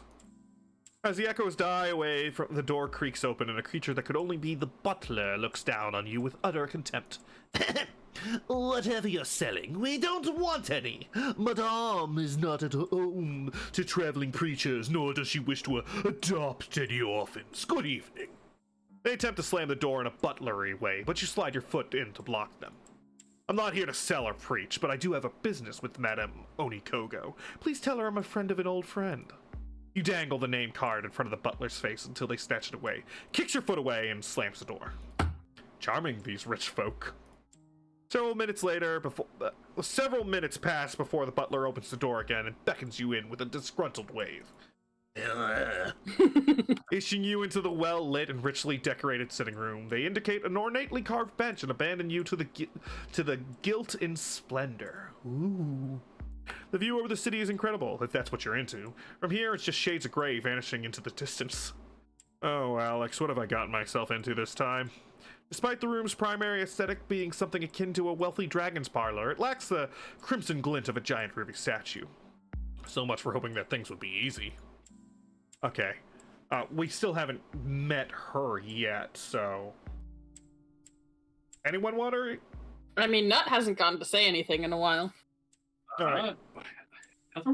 Another woman. I mean, if you're okay with that. Just big, bag... Probably wants to crush you. Do you have any idea how little that narrows it down? Just do your best BM impression. Okay, hold on, wait. Hold on.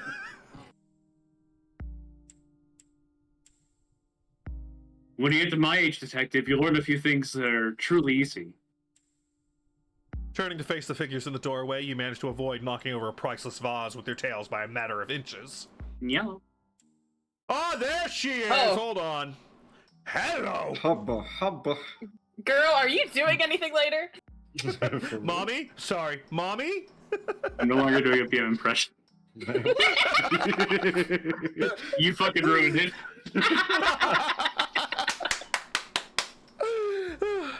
She stands in the doorway, tall for a city kaiju, her wingtips and horns nearly scraping the high ceiling. Would I be right in guessing that you're Madame Onikogo? With observation skills like that, you must be a detective. The hat and the coat are also subtle hints. In my line of work, it pays to advertise. She scowls, massive teeth laid bare. Oh. Impertinent too, I see. My butler said you're an acquaintance of Xandran. How is the old trilobite? They're fine. They send their warmest regards. I doubt they sent anything of the sort. You mind if I take a seat? It's rather a long walk from my office. By all means, sit wherever you please. Just please, refrain from breaking anything. I wanna... You settle on a bench place conveniently distant from anything fragile. So you know my name, and I don't know yours. Nor do I know why you're here. You will do me the service of amending the imbalance. Detective Carrie Barra, I've been advised that you might be able to assist me in a case I'm working on. We don't get a lot of cats caught up in trees or adulterous partners here, Detective, so I don't know what I could help you with. That remains to be seen. How well do you know Xander? She sits across from you in an ornate chair that seems carved specifically for her size, wings tucking neatly behind her. From a side table, she raises a crystal goblet and takes a sip. Can I offer you a drink, Detective? No, thank you. I'm a bit hesitant to accept drinks lately. As you wish. I've known Xander ever since they were a youth. Poor thing was living in the gutters, so I gave them a little work here and there. Thank you. No problem. I must say, they have elevated themselves admirably, born to a terrible brood, but far from worthless. And when was the last time you talked? Sipping slowly, Onakogo swirls her cups and looks down at you in judgment. Many years ago, perhaps a century or more. We had rather the falling out over some trifling matter, and I felt it proper that we maintain some distance. Did it have anything to do with the idol? She stiffens at the mention of the word.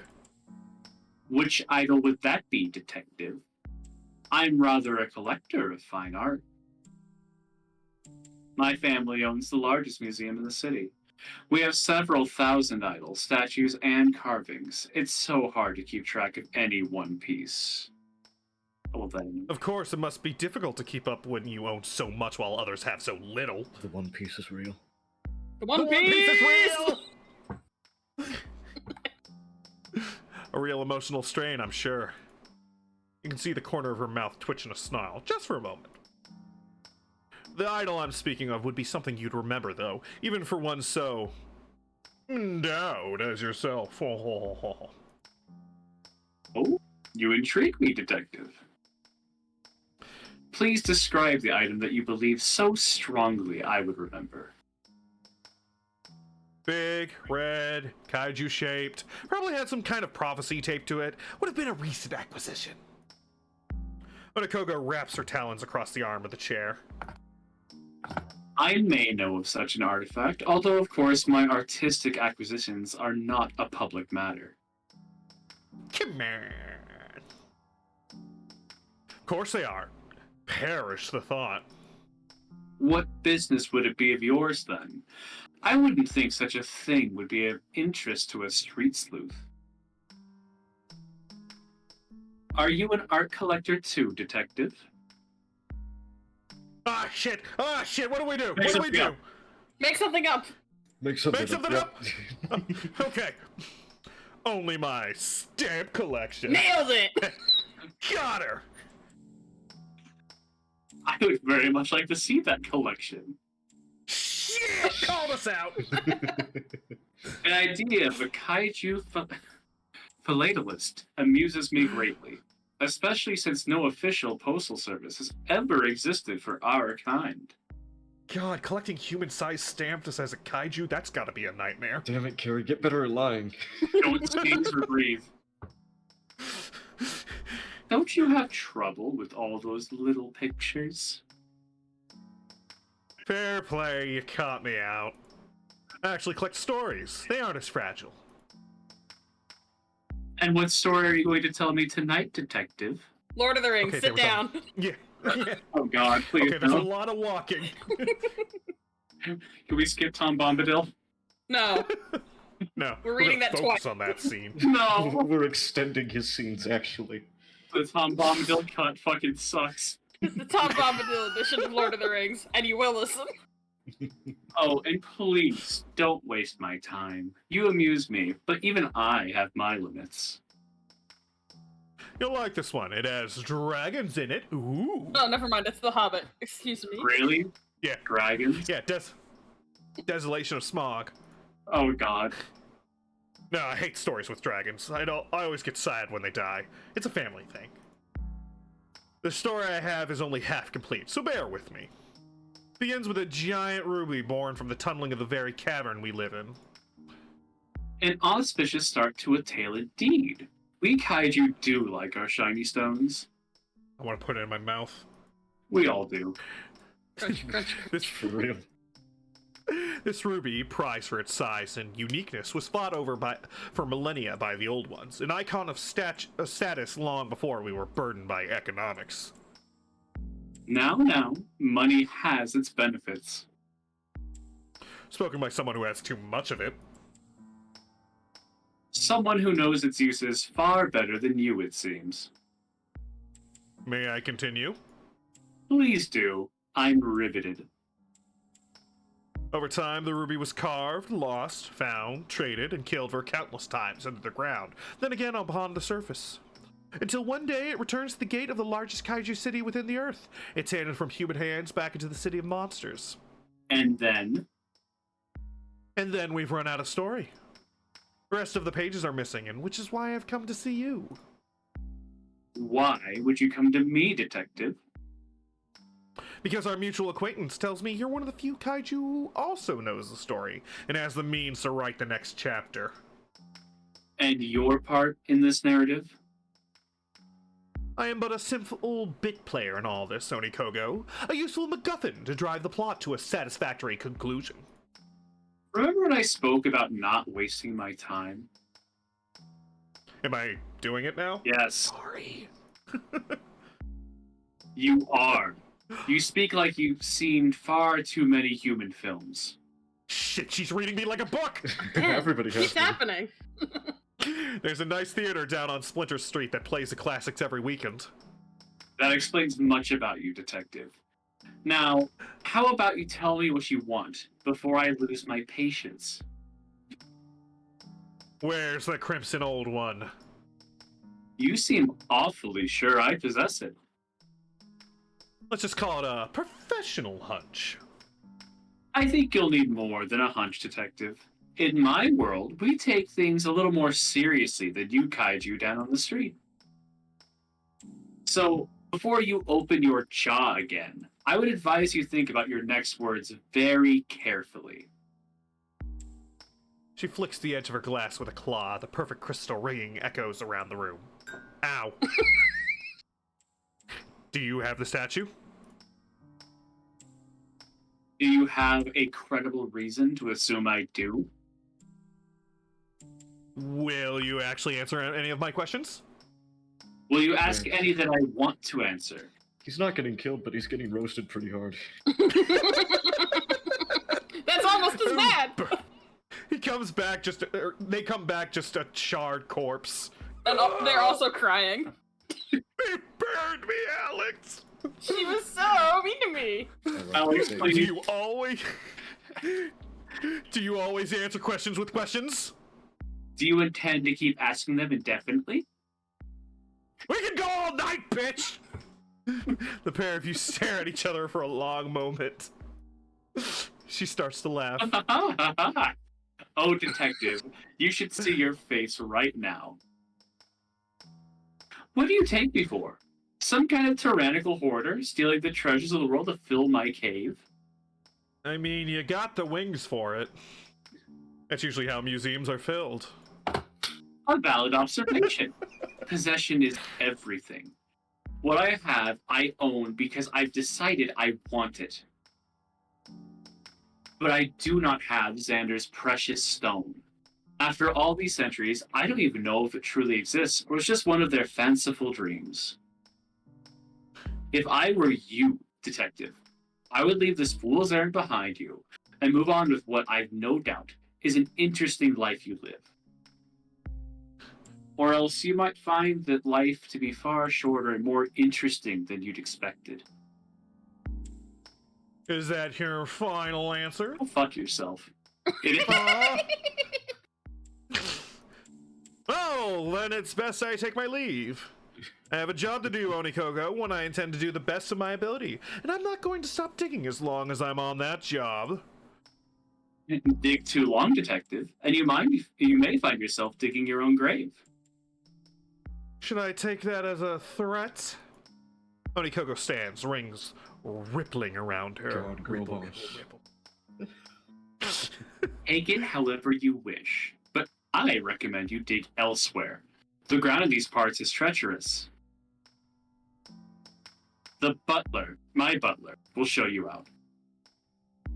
A pleasure, Onikogo. Good luck with the horde. I'd wish you luck, detective. I don't see much point. Aw. Kill that guy. Chapter 6. Fucking spit roasted, Jesus. decimated, for reals. Just gives the butler a gun. Please kill them. Thank you. Gives you a noogie, pushes you down the stairs. Oh shit, it's the title screen, everybody! Something big's gonna happen! Your heavy footsteps echo down the alleyway leading from the heart of the city back to the working neighborhoods of the outer rings. The rubble of the streets rutted by 10,000 years of giant beasts. Your towns kick up blooms of dust as you pass detritus of ages. In areas like this, the shadows from the tall, richer buildings cover the poor districts in a blanket of gloom, a fitting buffer of silence to keep the scum at bay. It's places like this that have the worst crimes happen, in the lawless region between the honest poor and the corrupt rich. Under one of the few dim street lamps between you and the other end of the alley leans a heavy-set figure, attempting to look inconspicuous and failing. They wait with menacing purpose. As you approach, trying to keep a ready distance between you, they raise their head and gesture out with an open paw. Hey, buddy, got a light? Do a trick or really how original? What kind of trick? Like a backflip? Do a trick! Do a Do a trick! Do a trick! You remove your prop cigarette and blow a smoke ring in the direction. More than you could ever need. They straighten up, not blocking out most of the light as they loom over you. Fire breather, huh? Waste of a good line. Still, business is business. Is that just like Godzilla? Yes. Incredible! Yes, that's just Are we getting mugged by Godzilla?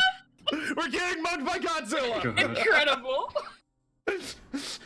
Two giant paws clasp together and their knuckles crack loudly. Ah. I don't know if that picked up. Yeah, I heard it. Yeah. Crunchy. Onikogo's hired scales. Funny, I expected you to be taller. A grin with many missing teeth leers down at you. What's funny is no one's ever paid to have you shut up before now.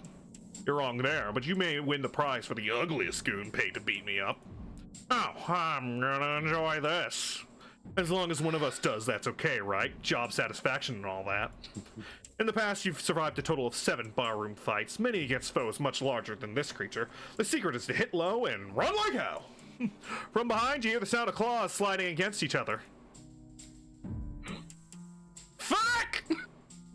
Ah! How'd that go into the thorns? Very carefully, obviously a professional. The pain as the claws swipe through your shoulder is more intense than you could have imagined. Being beat up is one thing. You've been through that before too. Being slashed is excruciating. This must be how Lore went out. The thug in front of you lands a punch in your gut and you go down hard, trying to shield your stomachs and shoulder with one good arm. Thick blood runs through your fingers. Onikogo said to tell you, try harder next lifetime. Good sense of humor, huh? Any response you try to give comes through as a hiss from between clenched teeth. As you await the killing swipe of the claw, to turn your lights out forever, you hear the lamp above you explode, plunging the alley into darkness. What the fuck? Series of wet thumps and cut-off screams follow. The last thing you want to do is look up and see what's happening. Ah! Yeah! No! Stop it! What Not the noises? face! For a full minute, the alley is in silence. The entire district seems to be holding its breath. A hand reaches down, grasps you by the good arm, and raises you to your feet. Alright, Noctis, this is you. Haven't done that in a while. Nice to know I've still got it in me. In the pitch blackness, you hear scrabbling and the sound of a match being struck against the wall. The burst of light in the darkness is almost blinding. Yeah! Yeah! Sorry, Good I'm late. boy! I don't walk as fast as I used to. Alex? Alex, and I mean this in the nicest way possible. What the actual fuck? I could say the same. He holds the match up close to his arms, examining the blood covering from claws to wrist. I was following you. Thought that part was obvious. Good, none of this seems to be mine. You go after one of the Priorities. most well-known knobs in the city, one who we know has killed before, and expect me to stay in the office playing with my chair? It is a nice chair. It is a very nice chair. Carla would have my head if she knew I'd let you go off alone. Correct. The match burns out and he strikes another. It begins to lead you out of the alleyway and back towards the office. I really need to wash my hands. I hate the feeling of thug on my scales. You scare me sometimes, Alex. But I've never been so gladder to have you working with me. So does this mean I can have my name painted on the door too? No, I like you too much. Every movie I've seen where there are two PIs working in an office, they are scraping one of their names off the door within the first 15 minutes. And you're afraid I'd get knocked off. That's sweet. Hell no! I'm afraid I'd get knocked off. You're the one who just saved me from ending up in the lake. At least we know one thing. That only Kogo wants you dead. Besides that. No, we now know that she has the idol for sure. Otherwise she wouldn't have bothered sending Muscle after me. And that's supposed to be reassuring. That means we just need to figure out how to get it from her. So there's a heist movie all of a sudden. Yes. Ocean's 11 kaiju version. Where's Rouge the Bat and also Blaze? Do I have to watch the whole car again? Sure, why not? But let's save the planning montage until we're back in the office and I stop leaking all over the city. The gulp would be closer. Fine, get me there. Hopefully Rax doesn't get pissed off when I bleed on his floor. We're in a big fucking mess here, Kari. You're telling me they tore my fucking coat? You really are a special kind of monster detective. Do you know how much kaiju coats cost? Yeah, I imagine the textile industry isn't too high. Yeah. Everyone else was barely wearing anything. No. Get out of my bar. Oh, come on, Rax. You know I wouldn't be doing this if it wasn't urgent. They're bleeding out. I can see that. They are bleeding out all over my nice, clean floor. You know how I feel about my floor, Alex. Sorry. I'll try to bleed less. Shit. You owe me, Rax. This place is on the way to the office. I need to patch... Yeah. This place is on the way to the office. I need to patch them up before they collapse in the street. I didn't even know I had this much blood in me. Shut up, Carrie. Please, Rax. I was gonna tell them to shut up myself. Jeez. Fine, but if any trouble follows you in, you'll need to find a new drinking hole. I like trouble as much as I like seeing kaiju messing up my floor. Deal. Thank you. Can I get a monster mash while I'm being patched up? No. Absolutely. Rax lifts up the counter slab and gestures you both behind the bar. Feeding your addiction. Go through the back. There's a room you can use. Should be some bandages or something in there to patch that wound till it clots. And try not to make too much of a mess. I sleep back there, you know. Got anything to eat back there? I could really go for a snack. I said shut up. Thanks, Rax.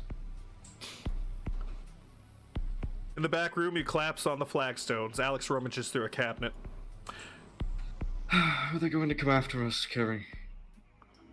Do you want me to be honest? Right here, right now? Yes, I want you to be fucking honest. Then yes, she's gonna come after us. She thought I was only worth a couple of cheap thugs, an inconvenience. When she finds out that didn't work, she's gonna get serious.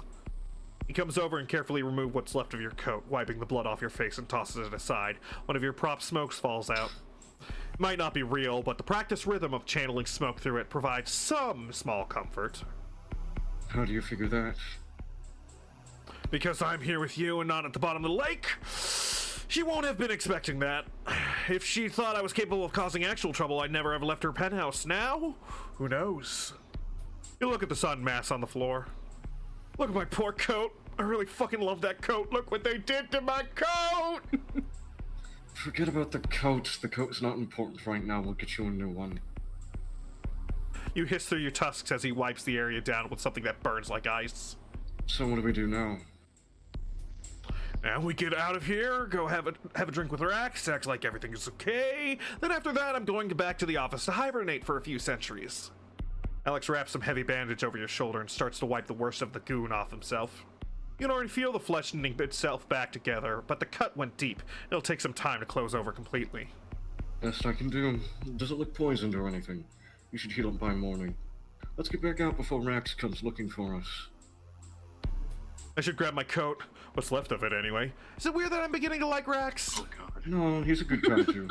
Just don't get on his bad side.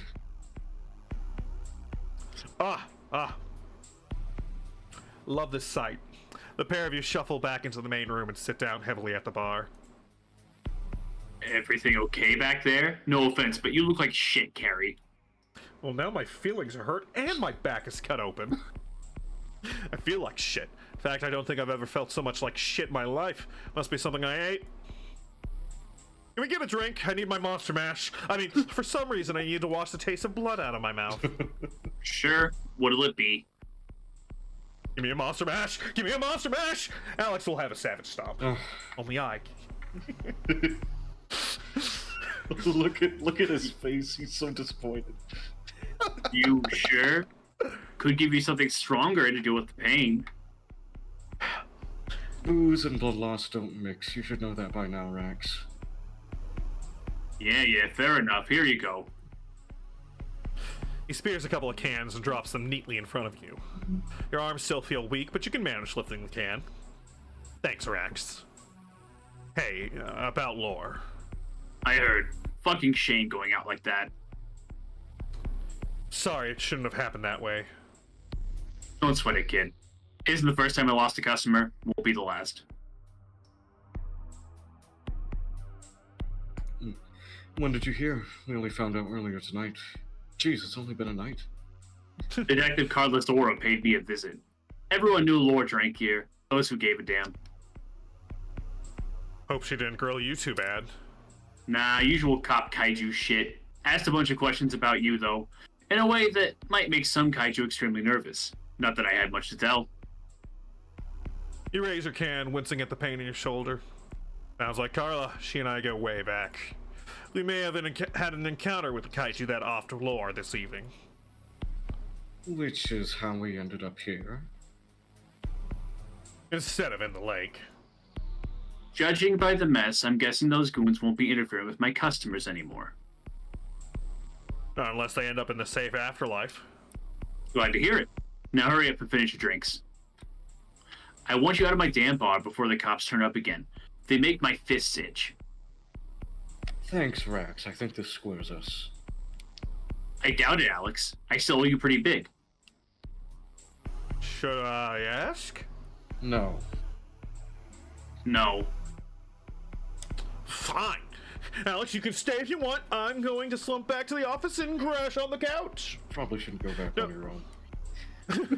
Don't think I can make it all the way back to my den like this. If you're sure, I can help you back if you need me. I'm sure. Rax, put Alex on my tab. I'll see you both later. Sweet dreams, Slick. Hey, Stainra, you seen anyone follow us in? The figure shakes her head, the tail slowly weaving around them. Good. Keep your eyes out for trouble tonight. We've left a bit of a trail this way, and who knows what might follow it on a night like this.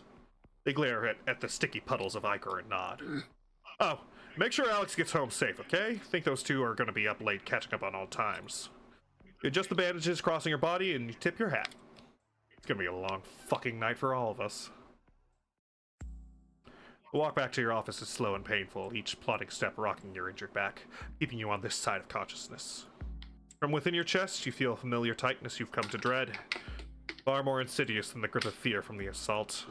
You just need to make it inside, then you can let it out. One claw in front of the other. Seems to take an eternity.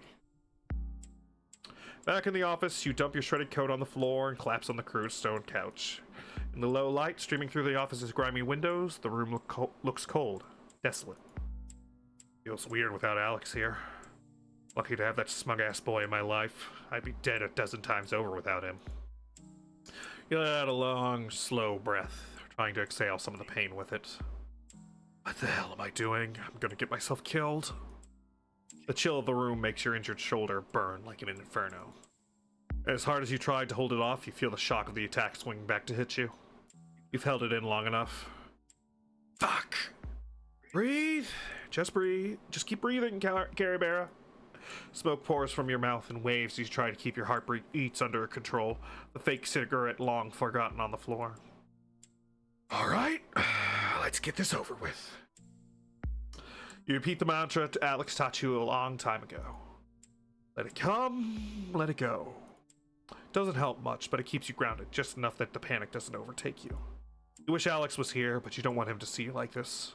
Not again. Let it come, let it go. The cases will still be there tomorrow. Let it come, let it go. I should have asked Rax more about the pendant. Tomorrow, there's always tomorrow. In time, your heart's slow, their frantic beats, and the fire in your belly settles to a slow smolder. Anne sets a cup of water by your side. You look up at the dimly lit silhouette leaning over you. You'll get through this, Carrie. I'm not going anywhere. Now get some sleep, and if you do something like this again, I'll kill you myself. You're a real sweetheart, Alex. Sweet dreams, you big lug. You close your eyes and feel oblivion welcome you back. Let it come, let it go. I really like that scene. Yeah. Yeah, it's just a nice, quiet one. Yeah. Poor lad's Instead having of- an anxiety attack. Hang in there, buddy. Poor baby. Me too. The light of the city's early evening illuminates the office when you wake up. Judging by the shadows, you've been asleep at least a dozen hours. Alex is at his desk, hunched over a stone tablet, his claws gently tapping at the armrest of his industrial chair. You're too damn good to me. Pain in your shoulder has settled into a low throb. The flesh feels stitched but raw. In this moment of peace, you take the time to think about...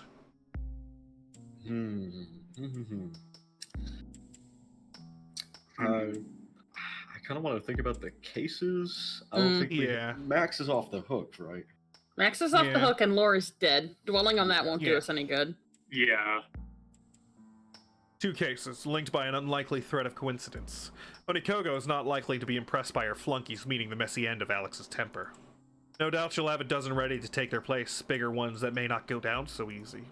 It's not exactly reassuring. Then you've got poor damn Rax and his missing sister.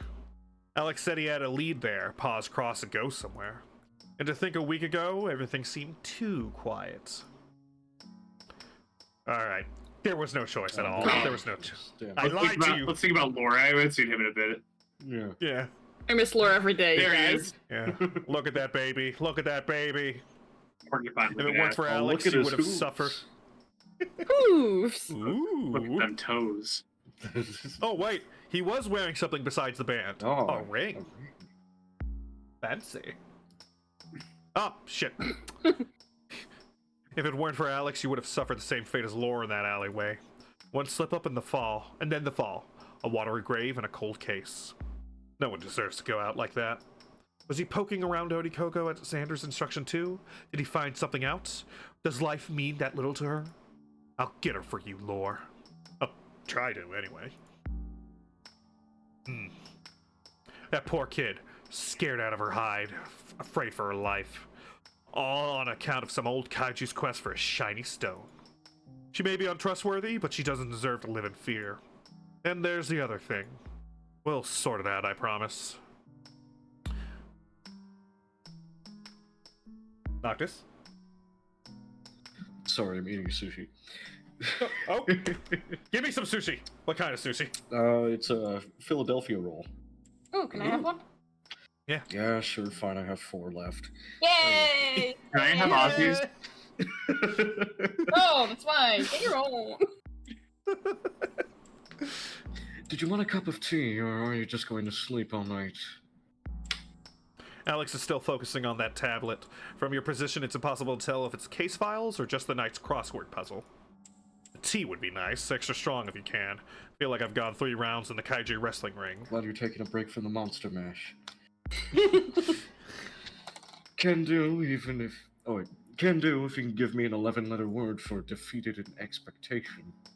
Caribera! No. Oh no. Defeated in expectation? I guess disillusion? Alright. That looks... Oh. That looks right, thanks. I'll get your tea. Oh, thank God. You sit up gently, remove the blood-crusted bandages, and roll your shoulder.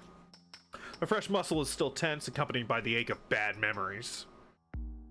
We should talk about last night. He places the steaming cup on the desk and prods at your back. We should. The cut looks alright, healing nicely, but you're going to have an impressive scar. Glad it's faster than all those giant monster healing scenes you see in the movies. Don't have time to go lay in a volcano for a week for my back to heal. Sounds like a nice holiday, though, doesn't it? Oh, doesn't it?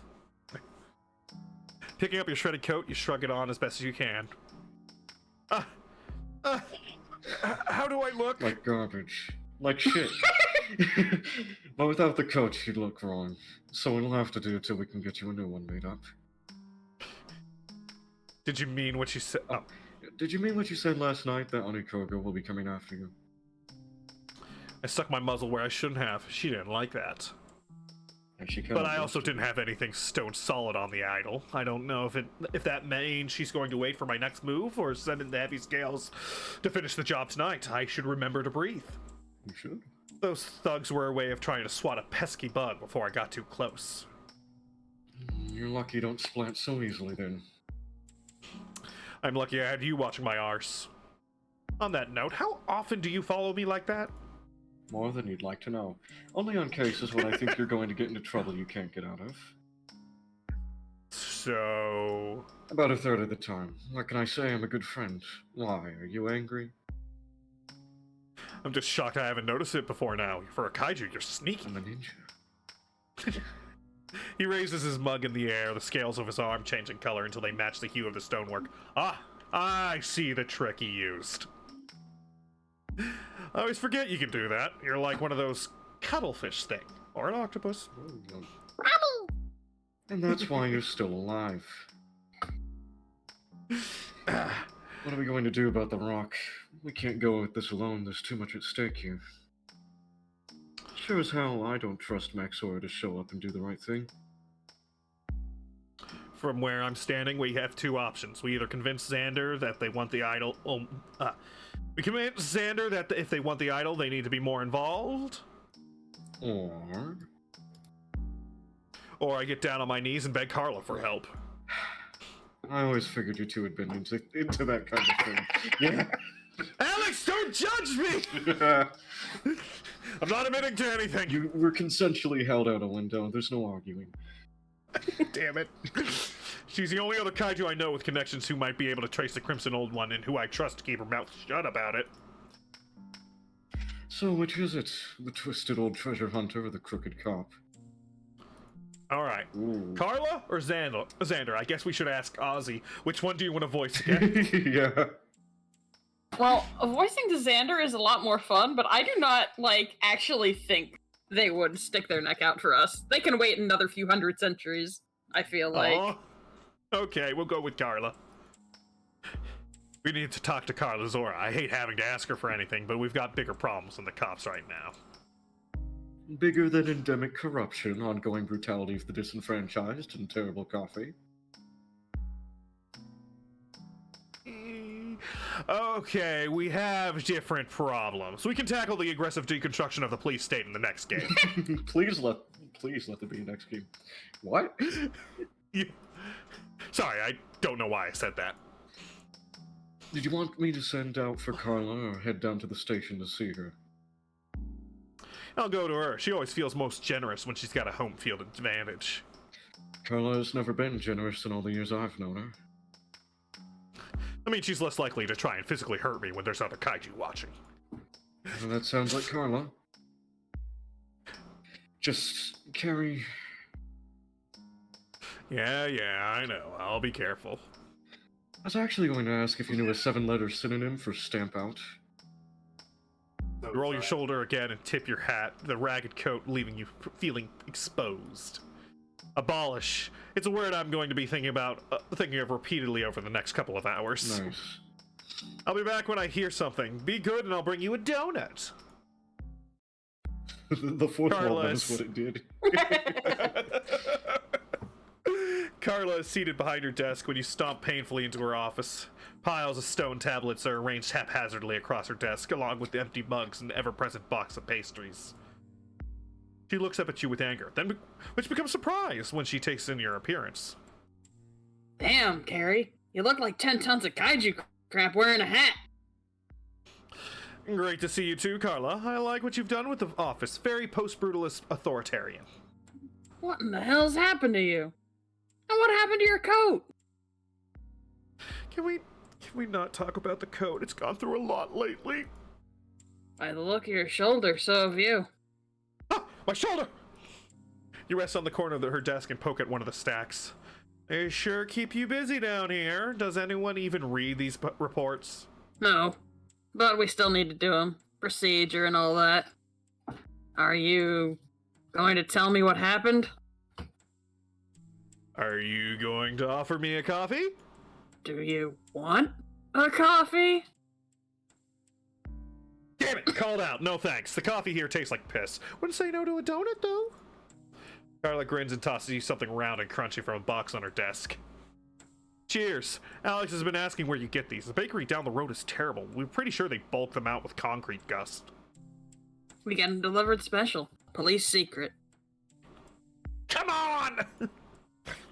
Of course, nothing greases the wheels like taxpayer donuts. Guess y'all gotta keep your strength up for whatever it is you do around here. Did you just come down here to insult me again, Karibara?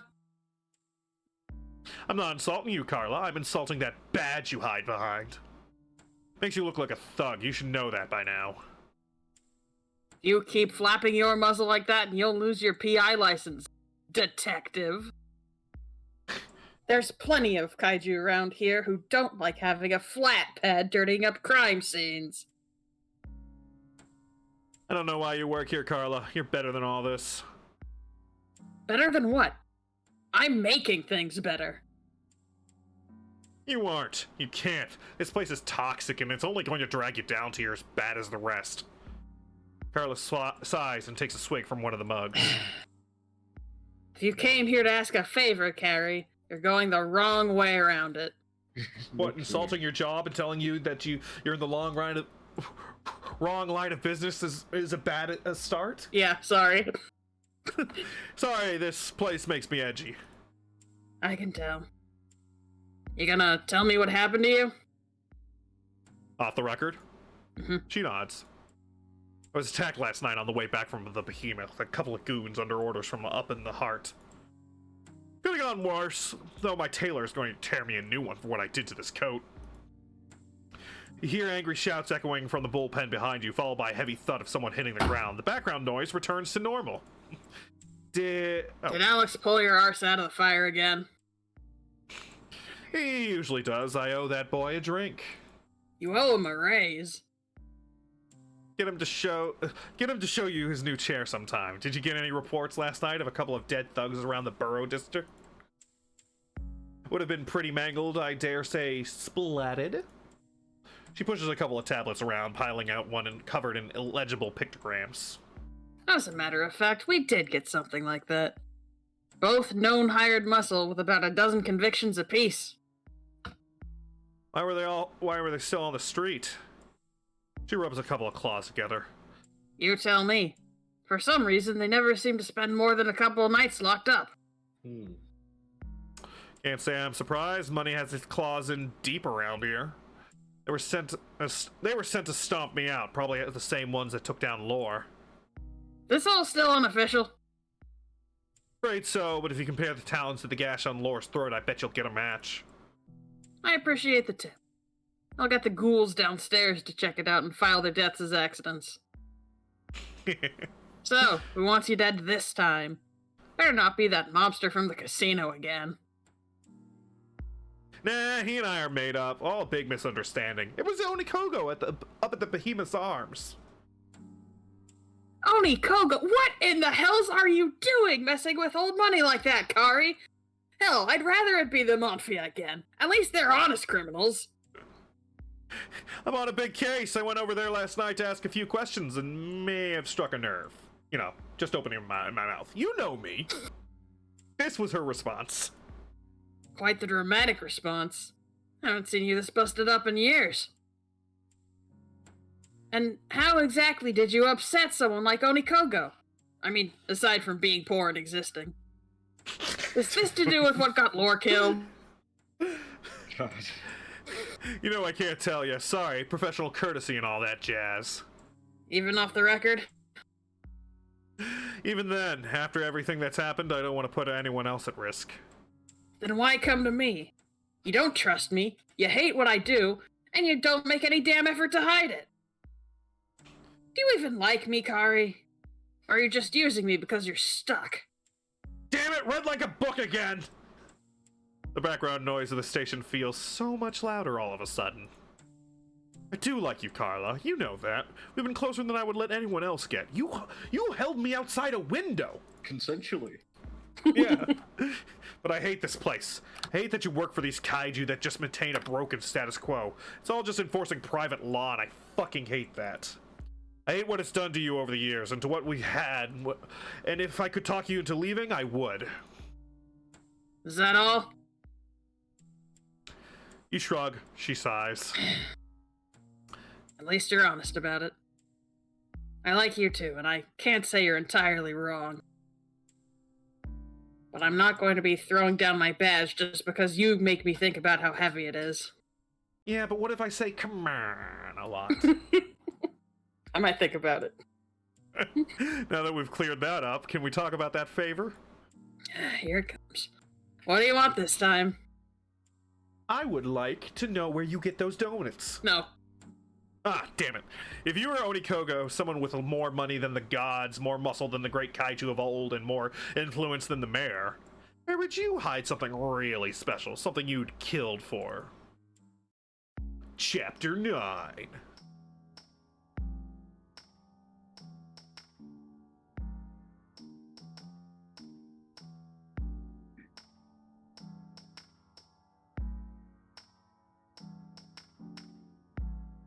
Okay, sorry, I had to stand up for a second. Yeah, no worries, bud. No worries. Yeah. The Lakeside Museum. The Lakeside Museum. The most opulent and well-guarded collection of cultural artifacts in the city. That Lakeside Museum. Unless there's a local artist commune with the same name, then yes. A vault underneath it, to be precise. Also, Mark Mute, hello. Yes, Oh, cool hey. monster designs. Hi, Mute. Very cool. In fact, aw yeah, look at them legs. That are covered up by my stream background. Thank you for the posture check. How could you tell I was slouching? I have no back.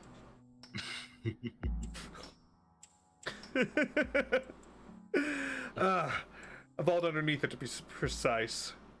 Have you lost your mind? I'm asking you seriously here. Think about it, Alex. She won't be expecting us to go after it. Not so soon after she sent the goons after me. Oh, she'll be up in her lair gloating about squashing the private eye. Meanwhile, we'll be pilfering her ill-gotten treasure. Hee hee hee.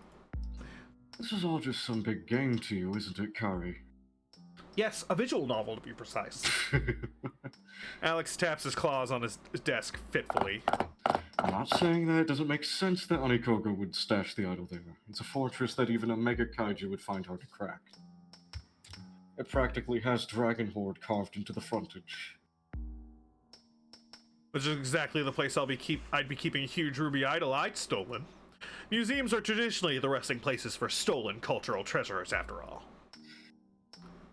And there, she could be smug knowing that possibly the most valuable artifact to our kind is sitting in our vaults. Under our nose? Under our noses. Sorry.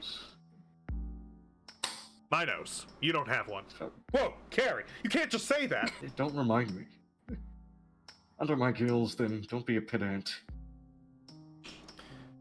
Did Carla Zora have any other nuggets of wisdom on offer? She let me know which entrance to use to get past the building security. Turns out there's a hidden back way in. How does she know that stuff? Apparently, she spends a lot of times in museums. Never took her for a history buff, but she's got a photographic memory for building layouts. You didn't know her very well then.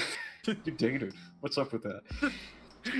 They just didn't go to museums. They were too busy holding each other out of windows. Okay, I guess. What did you tell her we were going there for? Nothing obvious enough that could get her into trouble if it got traced back. I told her we needed help getting something back from Onikogo, and she started talking about how involved Onikogo with the museum. I can't believe there's no nosophobia in this game, for shame. She's good at picking up on these things. Just told me not to do anything that would land me in the cells or on a slab. Not easy when Onikogo has the police chief in her claws. Carla also hinted that if we wanted to borrow one of the police barges, no one would be using them tonight. Beats trying to bring the damn rock back in on the city ferry. Not to mention I can't swim. So what's the plan then? Ocean 11, Kaiju version. An ideal world where everything works out perfectly? We boat over to the museum, sneak in the back door, grab the idol, get out, hand it over to Xander, cash in, retire to the outskirts. Retire? After this week, the idea of escaping to a quiet life under a volcano sounds wonderful. Okay, but only for a week. Do you really think it's going to be that easy? Hell no. I think we're probably gonna die. Gentle knocking rattles the door. Oh, is that Maddox? If that's Death, tell her she's early. Or late. Either way, she needs to make an appointment. Are these guys like 50-foot tall monsters? How are they inside a building? Well, it's a kaiju city built underground. Yeah, they decided to adopt human culture because something about it had a bit of swagger to it. I mean, look at the ties and coats. You'd want it. They're just kaiju-sized buildings. It's fine. Yeah. Everything is carved out of a rock, and it's pretty fucking cool. Yeah. Yeah. They're about 10 meters tall. Taller than Noctis, I believe. Yeah, I'm only 20 feet tall. 10 meters tall? Oh. Shit. So small. Noctis be So looking small. up at these guys like, do you have games on your phone? I think I'm like about waist height. Isn't like a meter 3 feet? I think. I don't know. Who's got time to do math? Oh yeah, it's about 3 feet. So I'd be like, I'd be a little on the short side, but like above fit waist in. height. Yeah. Yeah. I fit in too. Yeah. And I would have gotten stepped on. I know, right? I just shake your pot. You can't kill me. You're like the size. I'm like of a Lego for kaiju. You're like a Lego. Alright. Alex opens the door to reveal a nervous-looking kaiju. Ah, Miss Maxora. Carrie and I were just talking about you. She walks across the room towards you, Alex following close behind her. Ever the protector. Miss Maxora, what a pleasure to see you again. I'd offer you a drink, but I know you prefer yours with something extra in it, and I'm all out of tranquilizers. That was a cheap shot, detective, but I deserved it. You deserve... Oh. You deserve more than that. Alex is ready to start swinging. Oh my god. He's killed. He'll do it again. Fuck it up. He did kill Godzilla in the alley. Oh. Can you say what you're feeling now, please, so we can move on with our lives? Well, you drugged me! This is really weird. Funny you should mention our lives. What do you mean? I mean, Laura's dead, Max. Not sure if you've heard, so I felt it only right to tell you now. He's dead? Afraid so. How did it happen? Same way I got the shiny new scar across my back. Same reason I need to buy a new coat. My coat! Calm down, jeez. They're really hung up on that coat, the poor thing.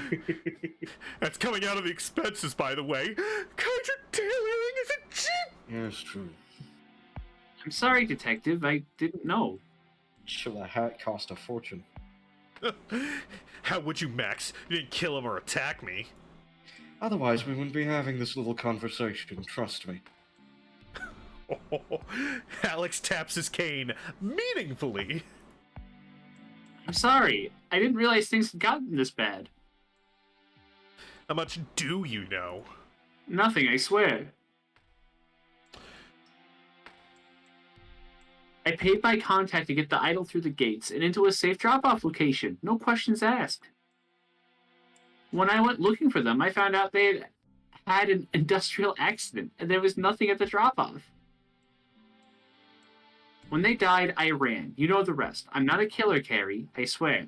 Only a No, drugger. you're yeah, just a drugger. Yeah, I tranquilize you for no goddamn reason. No, you aren't. You're a lot of things, but not a killer. At least not yet. Lore died when he went poking around for the rock when he found out you didn't have it. We know who ordered the hit, and we have a solid guess where the idol is now. You do?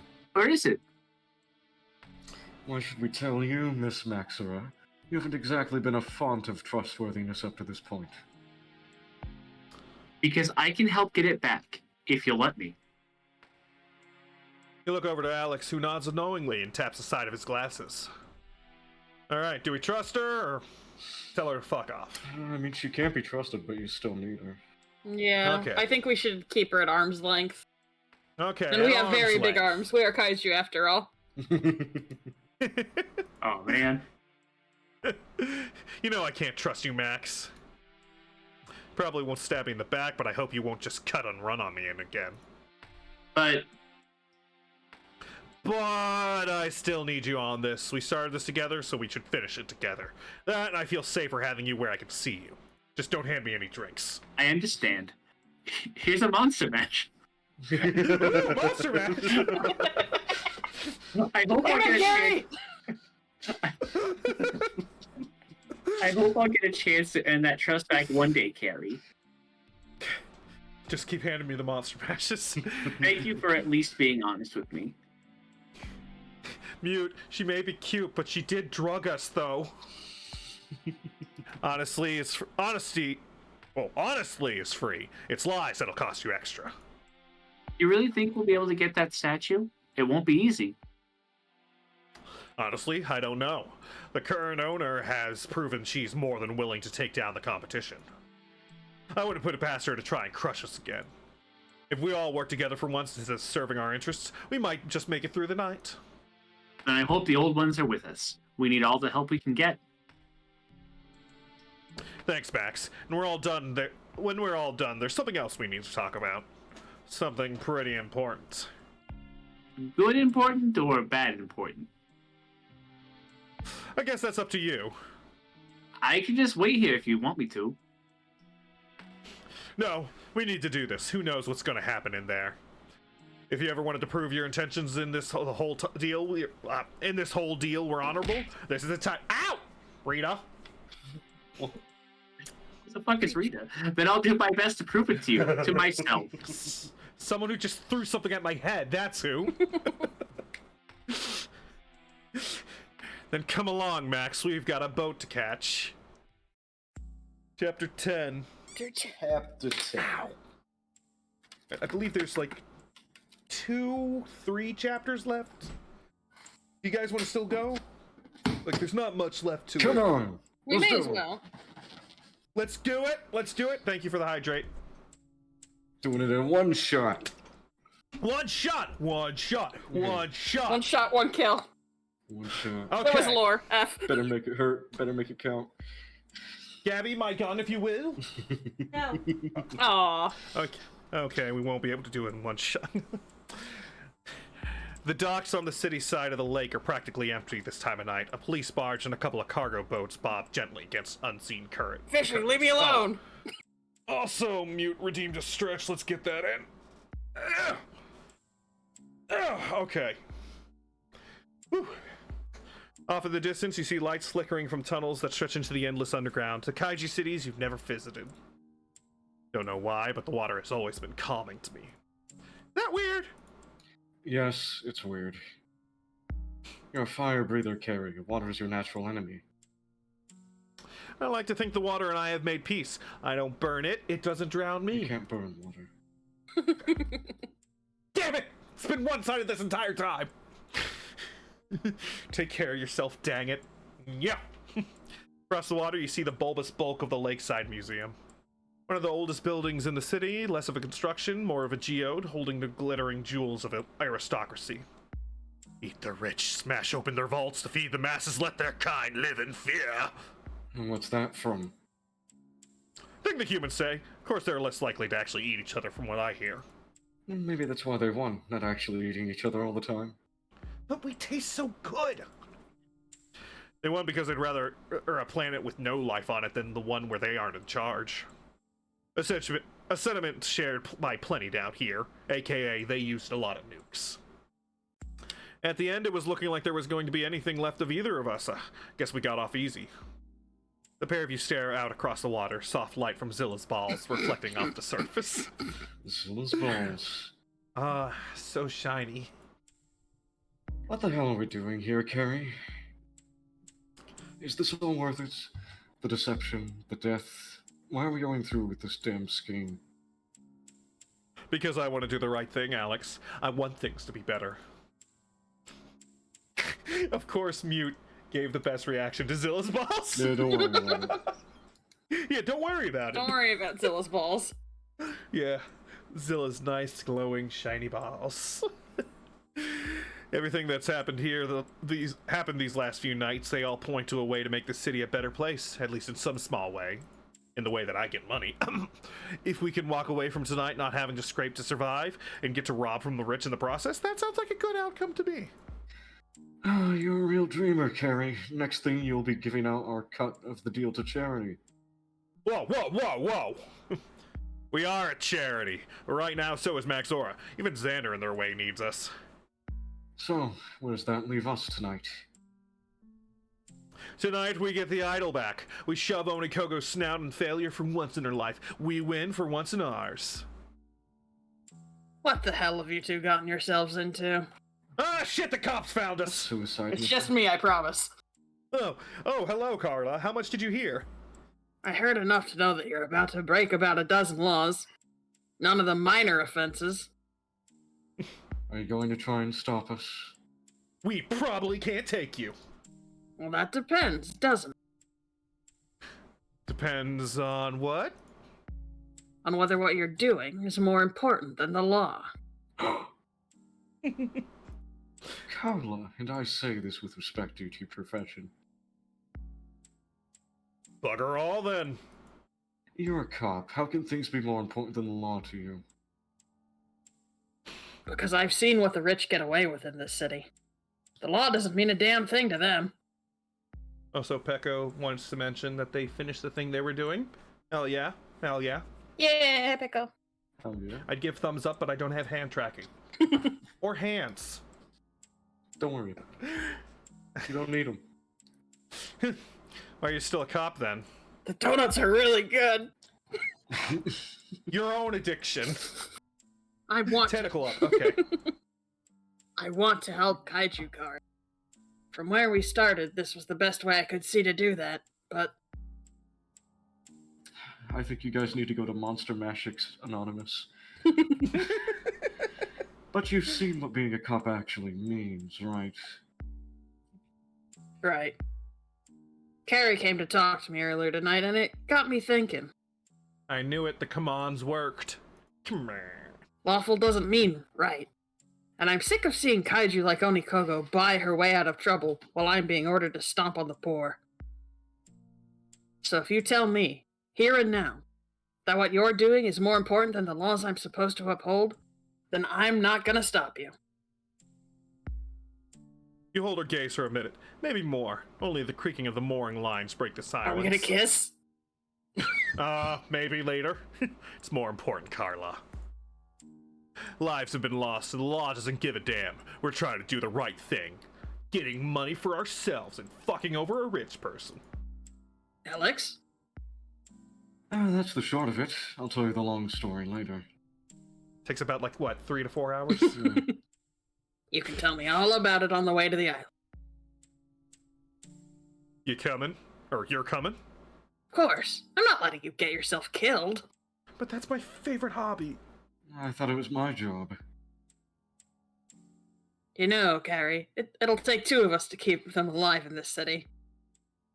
You aren't wrong there. I'm a little scamp. We're just waiting on one last member of our little party, then we'll go. And here I was thinking you didn't play well with others. Oh, I don't. It's my ball. None of you can touch it. You waited for me, Carrie. I'm surprised. I like how this worked out. All of us get to be a part Yay! Yay! I wouldn't leave without you, Max. For better or worse, we wouldn't be here without you, after all. Are you gonna introduce us, Kari? Of course, Detective Inspector Carla Zora. This is Miss Max Zora. She's been instrumental to this case. Detective Inspector? As in police? Carla Zora is New Monstropolis' finest, and I'm not saying that sarcastically for once. She's the best there is. Not that there's a lot of competition for that title. Most of them I want to trust to keep it donut safe. What? You want my help or not? I meant it as a compliment, Carla. You know I trust you. Okay, just don't come begging me for donuts in the future. But I want the donuts. No. No. How are you involved with all this, Miss Maxora? Is this all unofficial? Oh, definitely. We won't do anything official around here. You wouldn't see me hanging around this misanthrope in any kind of official capacity. What's that supposed to mean? How dare you? I haven't throped any missins in at least a month. I consider myself more of a dashing reprobate. Besides, you do come crashing down my door, accusing me of interfering with your crime scenes on a regular basis. Jesus Christ, Carrie. Only because you interfere with my crime scenes on a regular basis. It's so much fun, though. Stop it. Have you ever? But I gotta poke him with the stick. Knock it off. You can poke him later. Do they always behave like this? All the time. You get used to it. I hired Detective Carrie Barra. I'm afraid none of you would have been involved in this were it not for me. At least I know who to blame if this all goes wrong. What the hell am I involved with now, anyway? Shall we get on the boat? I'll tell you everything on the way. Mark Mute says they always say that. They won't let me lick the chalk off the ground or eat the tape. Stop it! Stop! Stop using such tasty chalk, then! Next stop, Certain Doom. If you enjoy this voyage, please leave us a positive review in the guest book. 5 stars, please. Chapter 11. Final chapter? No, I think 12 and then the epilogue. Oh, okay. Yeah. The hulking outline of Lakeside Museum's dome stretches above you like the back of a sleeping beast. From this side, away from the light of the city, only a few glimpses of illumination from high windows hint at anything more than lifeless rock. I've gotta say, the museum's a lot less grandiose from the rear entrance. Yeah, such a disappointing rear end. I haven't been back here in years, since I was on guard duty for some event or other when I was a rookie. Oh, they had you guarding the back door. Was that official police business? It's the job. You go where they tell you and don't ask questions. Unlike my line of work, where you go where they tell you not to go and ask as many questions as possible. I like the sound of your job better, Carrie. I know, it's so much more fun. So do I, honestly. Hey, it's my job, you can't have it. Come on, please. Shouldn't you three be getting inside? You've a precious relic to steal, and the night is just passing us by. What about you, Alex? Aren't you coming with us? Alex stays with the boat. We might need to make a hasty escape if anyone finds us. Hasty is a strong word. In this thing, I think we would probably manage a leisurely escape at best. Okay, then how do we open the door? That is a good question. There's no lock or handle on this side. Step back. Ooh. Why? So I can show you how New Monstropolis' finest deals with these situations. Oh no, that door has a gun! Are you gonna threaten the door into opening?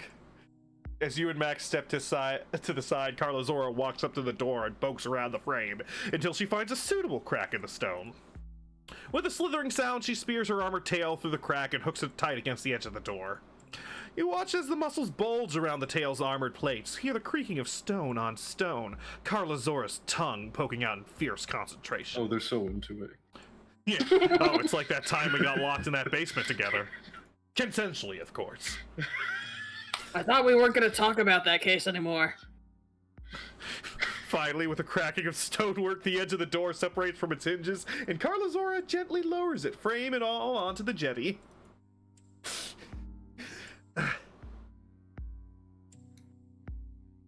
Have I ever told you how amazing you are, Carla? That was incredible.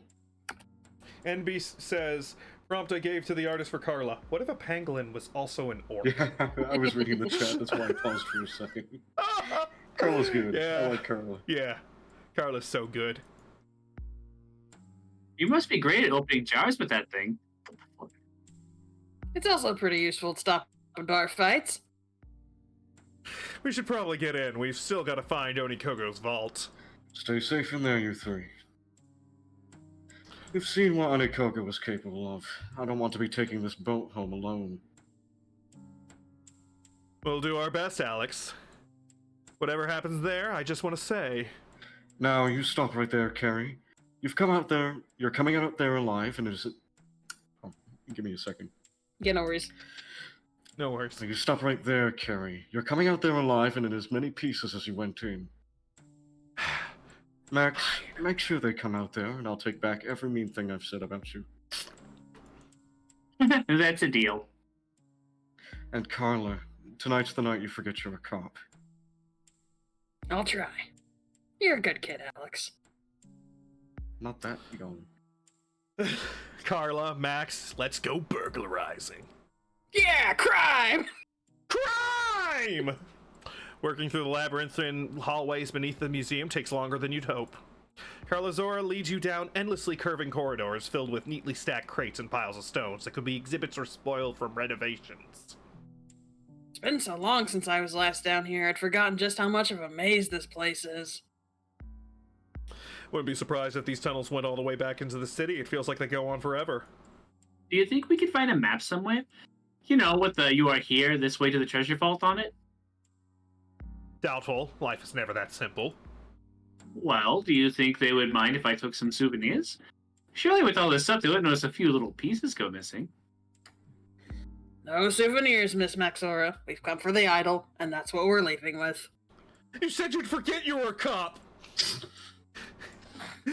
If you're good, I'll bring you back tomorrow and we can go to the gift shop. I'd like that. The three of you squeeze through another hallway stacked with crates that looks functionally identical to the last. You ever think what they did to amass all this junk, Carla? How many lives ruined to collect it all? I try not to think about it, Kari. This level of theft is something only the wealthy can get away with, well above my pay grade. Although if I had my way, I'd confiscate the lot for evidence and have it sent back to the original owners. Have you ever considered a career in crime? With your skill set, I bet you'd have this place cleared out inside a night. Only every night. Think that makes me a bad cop? What stops you? The badge, mostly. It weighs more than anything in here ever could. Where's the vault? I feel like we've been walking all night. Should be just be down this hallway, right underneath the center of the museum. Oh, door. You think that's it? You arrive at another... What? Nothing. Did you just say bites you? No? I said, do you think that's it? Nah, I think it's the next door over. The smaller one. You arrive at another door, this one far more imposing than the covert one which you entered the museum, built around the jaws of some ancient mega kaiju.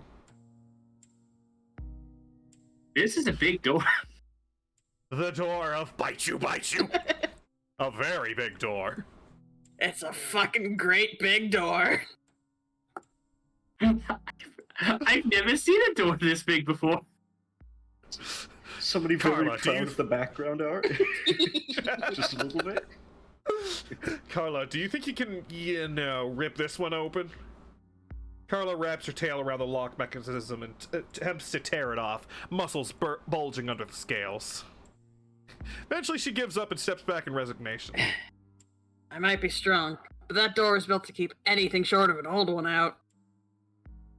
Well, since we don't have any old ones present, what the hell are we gonna do? Look around for combination. I like number secret 3 a release. lot. I think we'll... Reconsider what Aren't we on a time limit here? Yeah. We gotta reconsider. It's too late to just leave and forget this whole thing, isn't it? Yes. Yeah. Fuck! Alright, that's pretty good. Look around for the combination. Maybe she wrote it down. Secret door release mechanisms seem more probable, but if we get more silly interactions. Yeah. What do you think the odds are that Onikoga wrote down the combination to the door on one of these exhibits? Are you serious? Less than 0. She's evil, not incompetent. You really think she would just leave the combination to the most secure vault in the city just laying around next to the door? Maybe we should look under the doormat for a key next time. Oh shit, quick, look under the doormat. Okay, bad idea. I've never robbed the vault before. Stop bullying me! Check the door for secret release mechanisms. You begin running your claws around the side of the door, looking for any kind of switch that might bypass the lock. What are you doing, Carrie? I'm looking for a release mechanism or something. There's gotta be something. Why would you think there would be something like that? Because there's always in the movies. This isn't the movies. This is a visual novel. I'm out of my element! Fine, we're monsters. Let's act like it. Smash your way in. Yeah! Hey, Carla, remember that smuggling case we worked together? Why do you keep asking me about cases we agreed not to talk about? I still have nightmares about the paperwork from that one. Yeah, but do you remember how we got out of the place? You mean through the wall? Damn right I do. Looks like they made this door out of something kaiju-proof. But it's a big vault. No way they could do that to the walls, too. What are you two talking about? How do you think we can get through that wall? Simple. Hey, Kool-Aid! Carla looks around the room until her gaze lands on a suitable statue pointed and heavy. Carrie, if you'd be so kind. For old time's sake, of course. You push the statue across the floor over to the wall beside the door and angle it so Carla can get a good grip with her tail.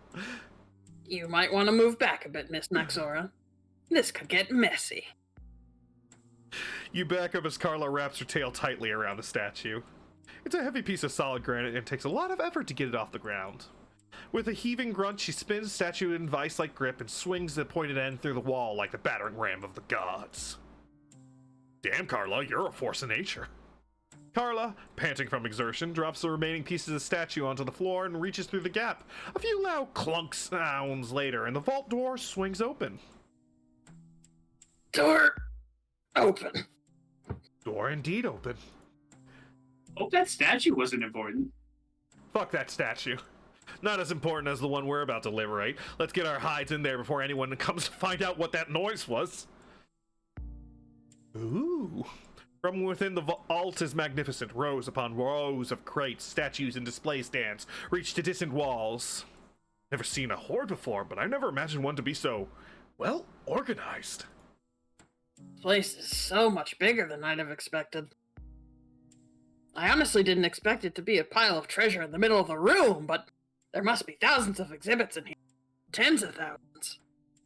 I think I see the Ark of the Covenant.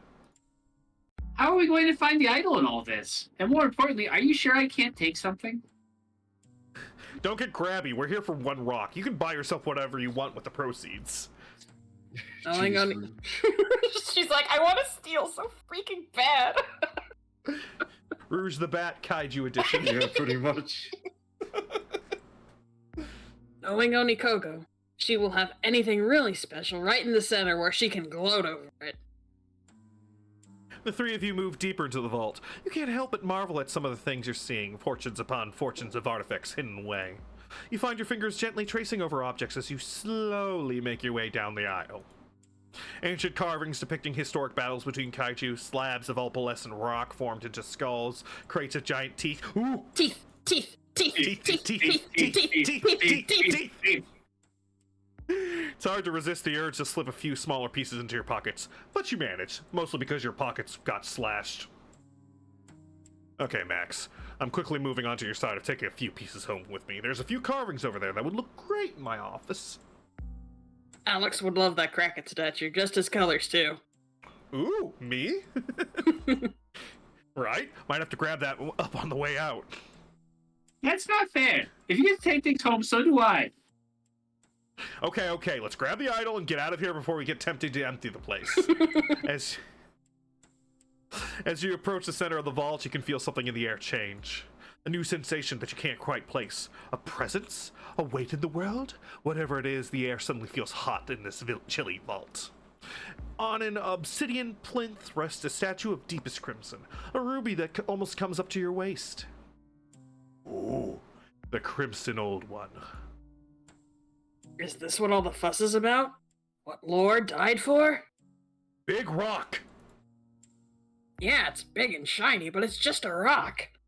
It's a rock, though! But you could put it in your mouth. Yeah, You're sure right. is. A rock as ancient as her kind and worth killing for. I want one. Can I have one? Not sure how Xander would feel about that. You stoop to pick up the idol, but Max stops you. Let me take it, Gary. I'm no good for much in that maze. Good idea. Stay behind us in case something happens, or in case you feel the urge to run off. She scoops up the statue into her arms, struggling under the weight.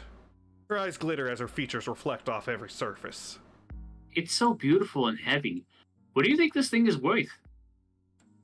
Possibly more than everything else in this vault combined. Now keep up, we need to get out of here. Arriving back at the vault door, there is a monolithic feature waiting for you. Oh, Figure. Yeah. Oh no. Her outstretched wings brushing the frame of the massive doorway. whoa. Detective! Mommy! Stop. Detective, what a pleasure seeing you here. Onikogo, an unexpected treat, I must say. I'd love to stay and chat, maybe talk about the weather, however we were just leaving. Oh, I insist you stay, Detective. You are all going to stay right here. We have such a lot to talk about.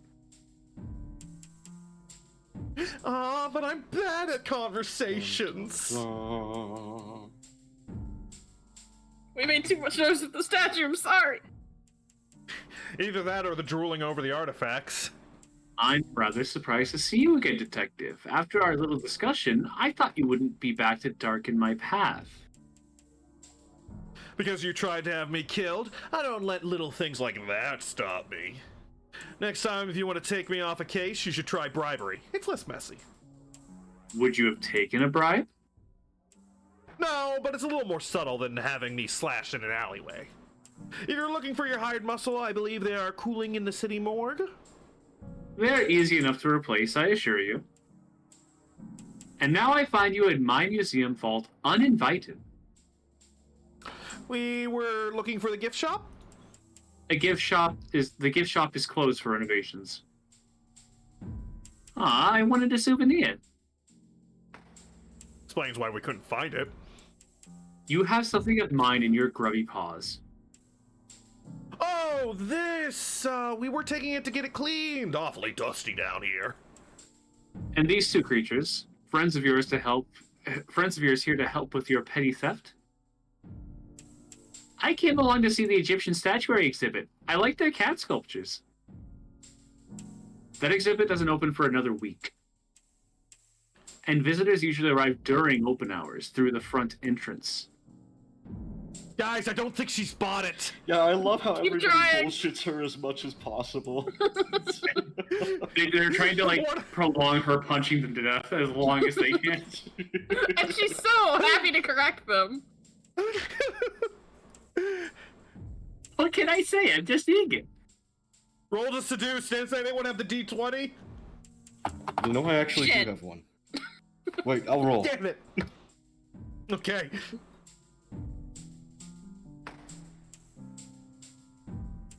What you get, Noctis? I got an 11. I don't think it's gonna work. Ah, shit! Absolutely She's not. clear. Yeah, she clearly needs a high charisma. Yeah. Indeed.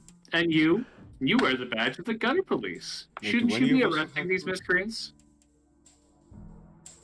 I'm starting to wonder. Needed a 21. Yeah. Oh, F. I'm starting to wonder. Do you have receipts for any of these items, madame? Maybe I should be arresting you until we make sure that all of these objects were legally obtained. Receipts? This is archaeology. This is preservation. I don't need receipts to take from those who don't know the value of what they have. Then what we have here is an illegal hoard situation. I'm going to have to take this statue in as evidence and call on my squad to catalog the rest. You filth. Stomping into my museum, breaking into my vault. The door was like that when we got here. Stealing my property. Is it really stealing if you stole it first? You're right, detective. I shouldn't have sent those kaiju after you. I should have torn you apart myself. Maybe next time, Onikoko. What? We'll be leaving now. If you could just let your wings down so I could just sidle beside you. Oh, I can't let you leave, detective. Not alive. Tonight, your story ends. Maybe in your next life, you'll make the right choices. But there wasn't much choices in this game at all! At the crescendo of your story, only one option remains. Fight! Let them fight! JRPG moment. Yeah, let's go! Yeah! Pew! Sorry I dragged you into this mess, Carla. If we survive this, I'm going to owe you a drink. I guess if I'm gonna get thrown out of the force, there are worse ways than this. I'll take you up on that drink, though. Monster Mash! Monster Mash! Monster Mash! Max looks up at Onikogo, at the idol, then back at you. I'm sorry, Carrie. Don't you dare run, Max! You said we could trust you! You promised! We pinky swore! I'm so sorry. Max dashes towards the vault door, ducking between Onikogo's outstretched wings before she can react and into the gloom beyond. Fuck! Fuck! Fuck! Onikogo, not wanting to let any more of you escape, lunges towards you with claws out. For a kaiju her size, she moves so fast you don't have time to blink before Carla's tail knocks you out of the way. Ow. I've let slip far too many of your crimes, petty thugs, Onikogo. For once, I'm going to get my claws into you and not let go. I'm gonna drag you back to the station in bits if I have to answer for your crimes. Bunched claws churn through the air as Carla tries to subdue the demonic form in the best way she knows how. Onikogo barely registers the hit, swinging her own talons at the detective, scoring deep gashes into her scales. From your gut, you feel the fire build up, no longer smoldering. It burns and twists inside, alive and angry, begging to escape. Carla, it's about to get hot in here. Go for it. Light up this bitch, queen. Oh yeah! Fight scene! Nice. Nice. I love it. Breathing deep, you channel the fire into a lance that cuts deep into the crevice between Onikogo's wings. She screams as Carla takes the opportunity to crack the beast in the face. As Carla goes for a knockout punch, Onikogo deftly catches the arm by the wrist. You gutter police should learn your place. Consider this your final lesson. She twists the wrist, muscles bulging as Onikogo forces Carla to her knees. I never was a very fast learner. The sound of Carla's tail cracking into Onikogo's ribs shakes the vault. Several objects fall off their shelves. She throws Carla into the shelves, the detective rolling into a ball of scales as she crushes artifacts underneath her bulk. Nice. Onikogo swings around to face you, shoulders on fire and Armageddon in her eyes. Oh no, we only made her hotter! Little pest. Firebug. How dare you bring your nasty flames into my home? Would be a shame if everything here were to burn, Onikogo. So many pretty things. I wonder how many are flammable. You blow a smoke ring in her direction, followed up with a blast that pierces the ring and smashes a pot behind her. No! Pot shattering SFX. Stop. Stop that, worthless creature. Or what? You're gonna give me a spanking? At least let me earn it. Jeez, dude, your kinks. Carrie! You leap past her, swinging claws, and drive your shoulders into another stone statue, shattering it into fragments and reigniting the pain in your shoulder. Ah! 2 down! You 100 to go! Ready to stop this, Onikogo? I can keep going all night if you can! I'll stop when I've you two in pieces so small they won't be able to get all of you out of the lake. Or maybe I'll just have to eat you. It's been too long since my last meal, and hearing you scream as I tear you into bite-sized chunks sounds delightful. Why is she so hot? I mean, Onikogo grips Carla's shovel-like fist as it comes in for another swing, twists it till you hear a bone crack and flings her into a wall. Carla! Focusing on the burning inside, you breathe deep and unleash the hottest gout of flame ever coaxed from your body. It torrents towards Onikogo, a sphere of blue fire. Ooh. That crackles the air around it as it travels across the room. And ricochets off Onikogo's wings as she shields herself, rebounding out through the vault door and into the hallways beyond. See ya, Max. Yeah.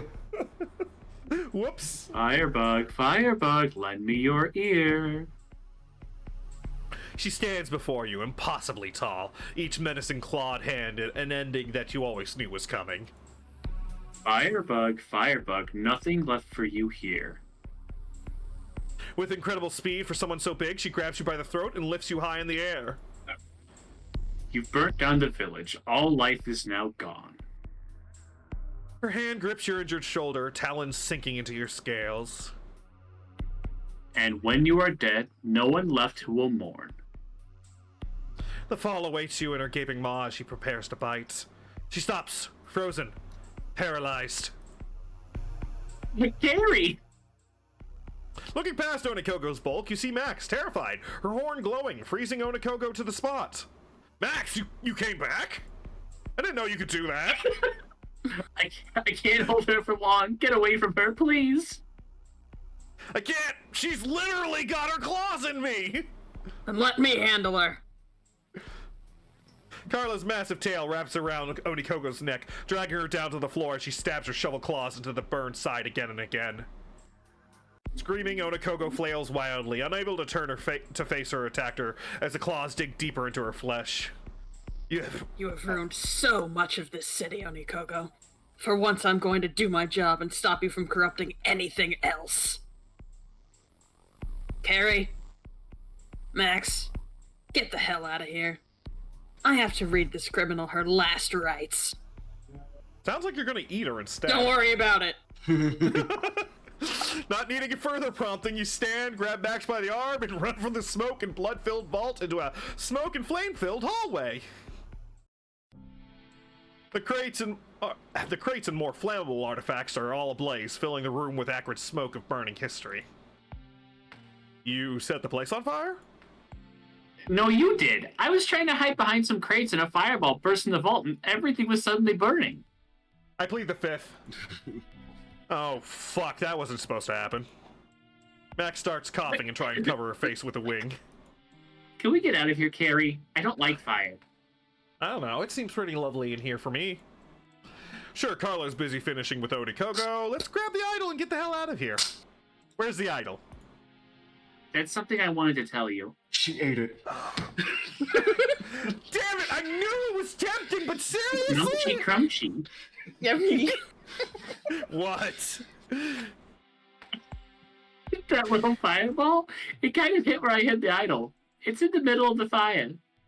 Shit!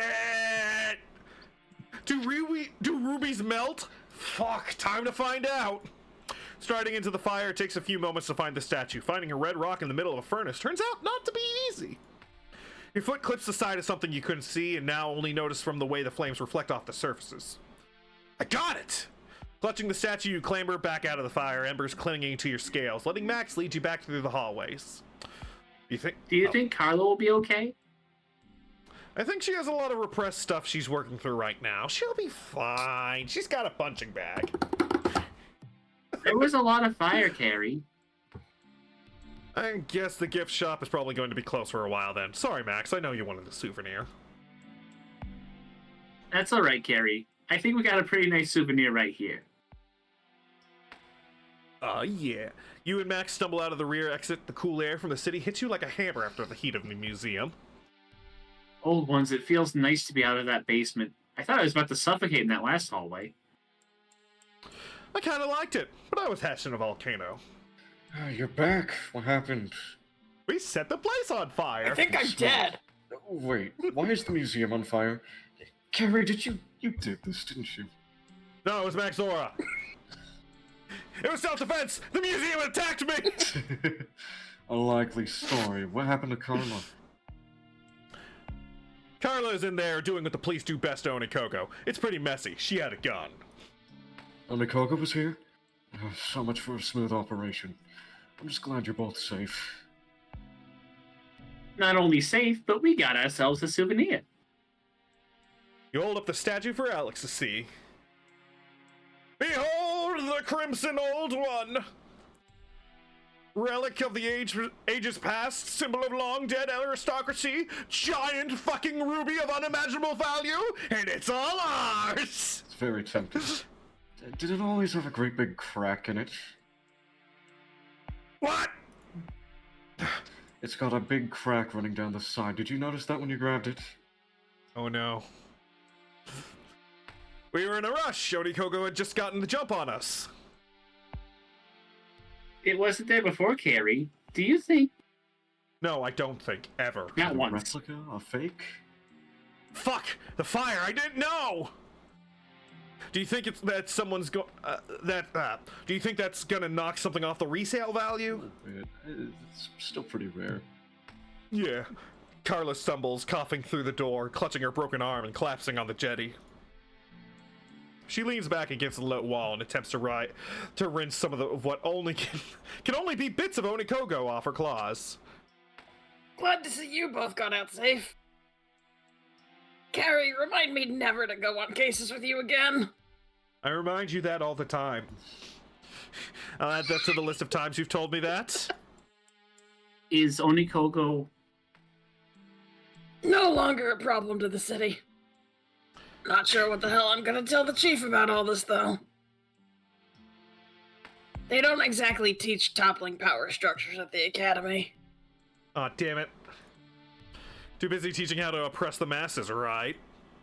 She sighs, wincing at the pain in her arm. She would have totally backhanded you. You just don't let up, do you, Kari? Can't say you're wrong, though. Anyway, why are you all looking so down? We got the damned rock. About the rock. There's some bad news. What happened to the idol, Carrie? Wasn't my fault! It got broken in the fight. Either the fire or something else happened to it. You show Carla Zora where the idol is cracking. Xander is going to be pissed. They have spent centuries trying to track this thing down. How could it break? The idol's older than the city. Is it a fake? Could be. Xander's kaiju could have grabbed the wrong one from the surface, or someone made a duplicate. He wouldn't have known. Be gentle with it, Ouch. Carrie. Looks like it's breaking more. Oh, god damn it. You and your tough hands. Ah, these strong hands of mine. It was a fake that Onikogo would have noticed. She'd have sold it off to Xander, and they would have given up anything for it, real or not. It's definitely real ruby, if that helps. I know my gemology. You put it in your mouth, didn't you? Absolutely. Yeah, that's how you tell. So if no one wants it, I'll take it. I think Xander would be a little upset if you took the stone they had spent so long hunting. Will someone tell me what the hell is going on here? We could stick it back together, tell Xander it always looked like that. Oh, I like that idea. The thing is ancient, of course. It would have some cracks. I think I know what's going on, and glue isn't going to stop it. You lack faith in the power of glue. The three of you turn to Alex. Come on, Alex. Don't hold out on us now. If this cryptic bullshit is how you two spend your nights, I'm glad we don't hang out more. Rude! Just let me talk. I can't be sure. But I think that priceless treasure you have there is about to hatch. It's a really weird shaped egg.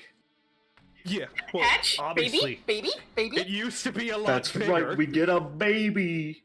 Baby! The next no, video children. game is gonna be about silly domestic stuff. It's no longer a mystery story. The real mystery is how much do we love this precious bean? Resting the idol gently on the lip of the stone jetty, the four of you huddle as best as you can around the cracking crystal. We could have eaten it all along. Hatching? What are you talking about, Alex? Rubies don't hatch. They do if they aren't just rubies, Carrie. I think Alex is right, Carrie. Haven't you ever been to a hatching before? Children creep me out. Only my own. Can't exactly remember all the fine details. If this thing really is as old as the old ones themselves, then they protected it with everything they had. It's worth more than anyone ever thought. Worth more than a giant one-of-a-kind ruby? Maxora, think about it. The old ones didn't have money, no economy, only survival.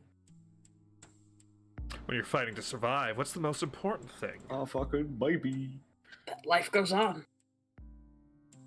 So all those stories about having some kind of power over our own kind? It's the power of love. Xander. Oh. Oh, Bullshit. Oh god, it really is the friends we made along the way, isn't it? Literally, yes. Xander said something when I first went to talk to them, something about the stone being the key to our survival. He wasn't talking about some kind of status symbol or weapon. It's an egg.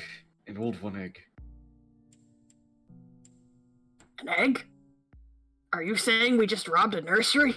Well, we didn't. We didn't rob, we kidnapped. We technically stole it back.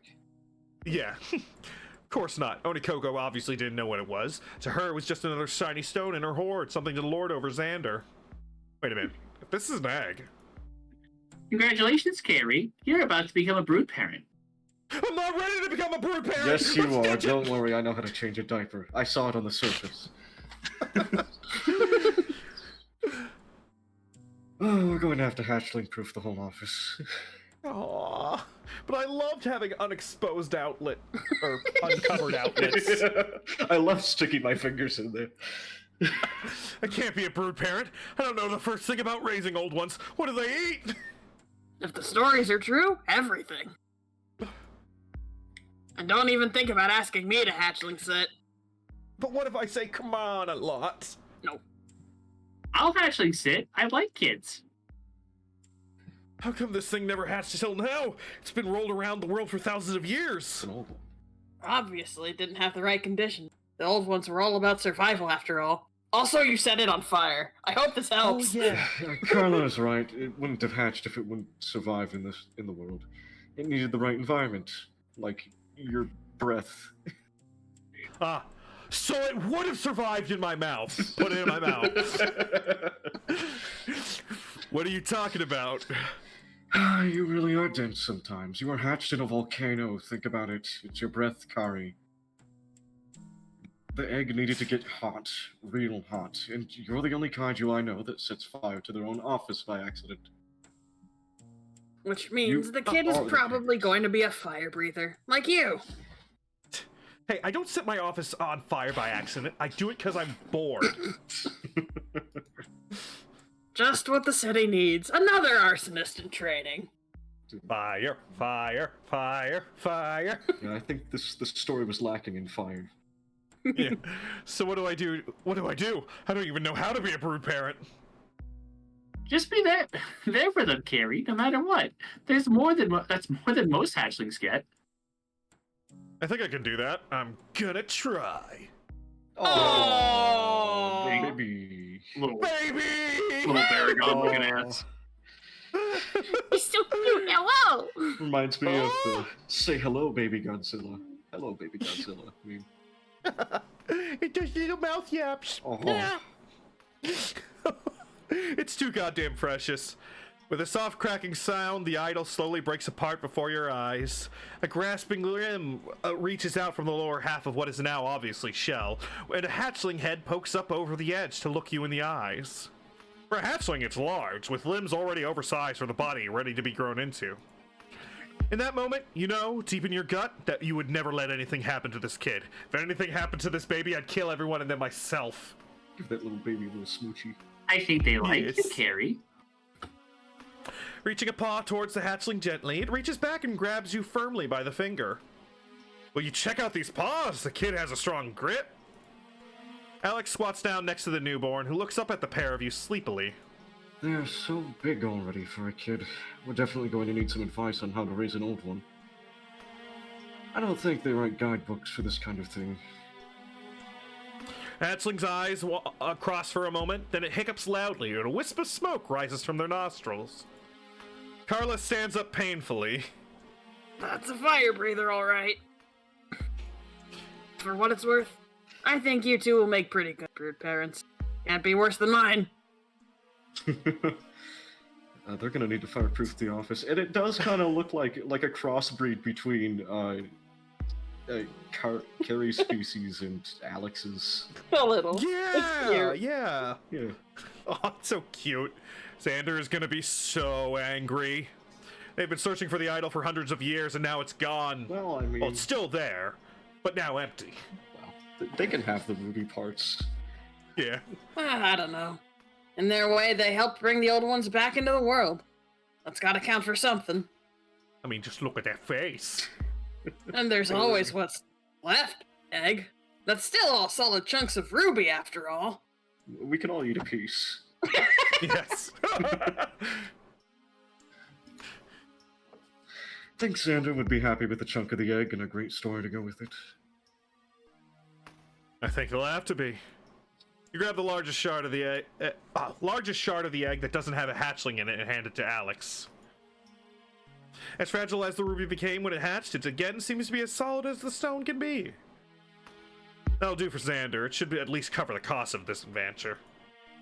Max, grab yourself a bit. It's payday, after all. Her eyes glitter like sapphires as she peruses the shards. May I? Won't Xander be mad? You played your part in this as well as anyone. Go on. I don't care if you sell it or wear it, but you've earned it.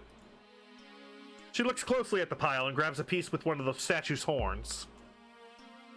I like this bit. Thank you, Carrie. You pick up the base of the shell, still containing the newly hatched kaiju. I think this should be just about enough to cover my expenses. This kid is going to cost a lot to keep fed.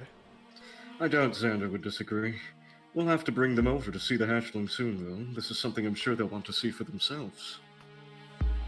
I'm sure Xander loves kids. Yeah. Alex, your turn. Buy yourself a dozen swivel chairs. Oh, don't mind if I do. Alex scans the pieces carefully and picks up the broken tail. I like this bit. It shall be the source of many future puns. What have I done? Oh god, not the puns! Oh, the kid is going to be raised with a healthy attitude towards punning, Carrie, and you can't stop me. No! How about you, Carla? We wouldn't have made it through this without you. She shakes her head, wincing at the pain in her arm. No can do, Carrie. I did a lot of illegal things tonight. Things that are gonna take a lot of thinking about before tomorrow. Ah, come on! You've already crimed enough. Crime some more! We'll hold on to your bit of crime for a little bit. I don't need a chunk of stolen evidence in my den, complicating things. You nod and reach down to pick up a small, jagged piece of ruby. I'm gonna hold on to this for you, just in case you ever decide it's time for a change of career. You really think I'm gonna quit the force? I think you hate it there. What do you do with that? What you do with that hate is up to you. You're a twisted creature, Carrie. I'm glad you're my friend. Aww. On the jetty, the last of the fragments shine gently in the low lights. What about the rest of these pieces? I would feel wrong taking more than my share. Quick, hide the evidence. Bite it. Eat it! Eat it! Eat. Agreed. These pieces belong to someone else. With a flick of your tail, you send the remaining shards out onto the lake. A series of soft plonk sounds herald their journey to the icy depths. There. There you go, Lore. You took as far as you could and took the fall for it. You deserve better. Sorry, Lore. I should have trusted you. Wherever you end up, I hope those rubies buy you a lot of drinks. You earned them. You'll all stand in silence, staring out across the lake. So what do we do now? First, we need to get the hell off this island. Agreed. The museum is still on fire, and no doubt by now half the force will be on their way to check it out. Oh yeah, I forgot. We committed a huge crime. We kinda did. We kind of destroyed like a lot of history, like a lot of historical artifacts. There's a body in there. And I need That's some less sleep. important. It's been a long.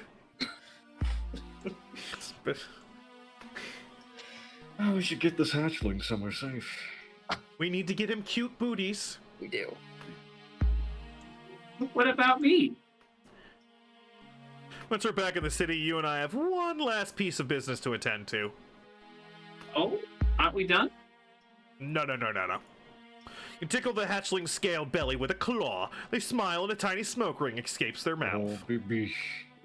Not for you, Max. There's someone I want you to meet. Hmm. Why have you brought me here, Carrie? Isn't this where Laura was planning to meet you? Meet me? It is. I thought it would be appropriate if we came and had a drink together in his memory. Can't say I got to know Lore very well. He was rude and obnoxious, but he brought us together and deserved to see it through to the end. That's fair. He deserved better than he got. I'll drink to his memory this once. How's the night been, Stainra? All quiet? He shrugs, tail swinging lazily. Hold on, let me get a full view of Stainra. Nice. Nice. Nice. Look at that. Built like a Dorito. Yeah. Hell yeah. The only appropriate shape. This is Miss Maxora, a friend. Would you be able to keep her company for a few minutes while I talk to your boss? Why all the mystery, Carrie? You'll find out soon enough, I promise. Okay, but this better be worth it. Stainra, is it? I like your antlers. They're really shiny. Stainra actually blushes. You laugh and stomp into the near empty bar. Stainra is the character artist's Kaiju Sona. Oh, Ooh. that's Cute. cool. Yeah. Rax is tending the bar for a few quiet drinkers, cleaning glasses and moving fluids around the stone countertop with a rag. What? It's good to see you again. I must admit I was more than a little... Oh. Sorry, my other head just started talking. I must admit, I was more than a little worried when he left my joint a bloody mess. Stainra was not happy cleaning all the blood out of the alley. I had to pay him overtime, and he just wouldn't shut up about it. You know how he goes on. This entire time, Stainra has been talking, but no one but Rax can hear him. Makes perfect sense. Good to see you too, Rax. I've missed the smell of this place. Like a chemical refinery that caught fire and sunk into a swamp. I like to think it has kind of a homely charm to it. You come for a drink, or are you looking to bother my regulars again? Oh, you know I'm gonna bother someone tonight. Toss the necklace over to Rax, who fields it with a pincer. Actually, I've come to settle my tab. Looks down at the pendant sullenly. Oh, you couldn't find her? Figures.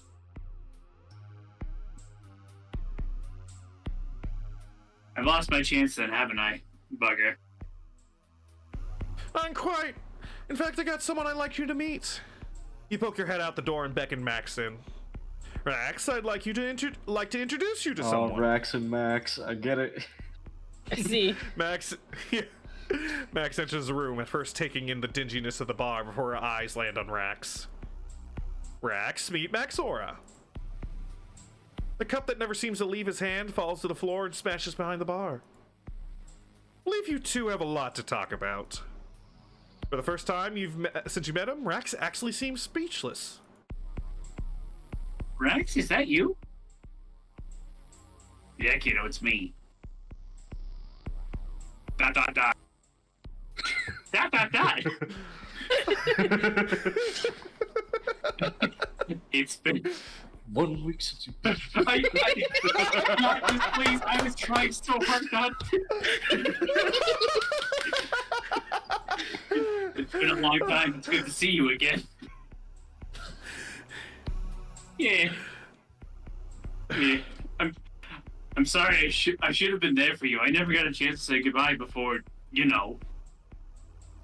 But I want to tell you I always loved you. I always will. Thanks, brother. It's Max now, by the way.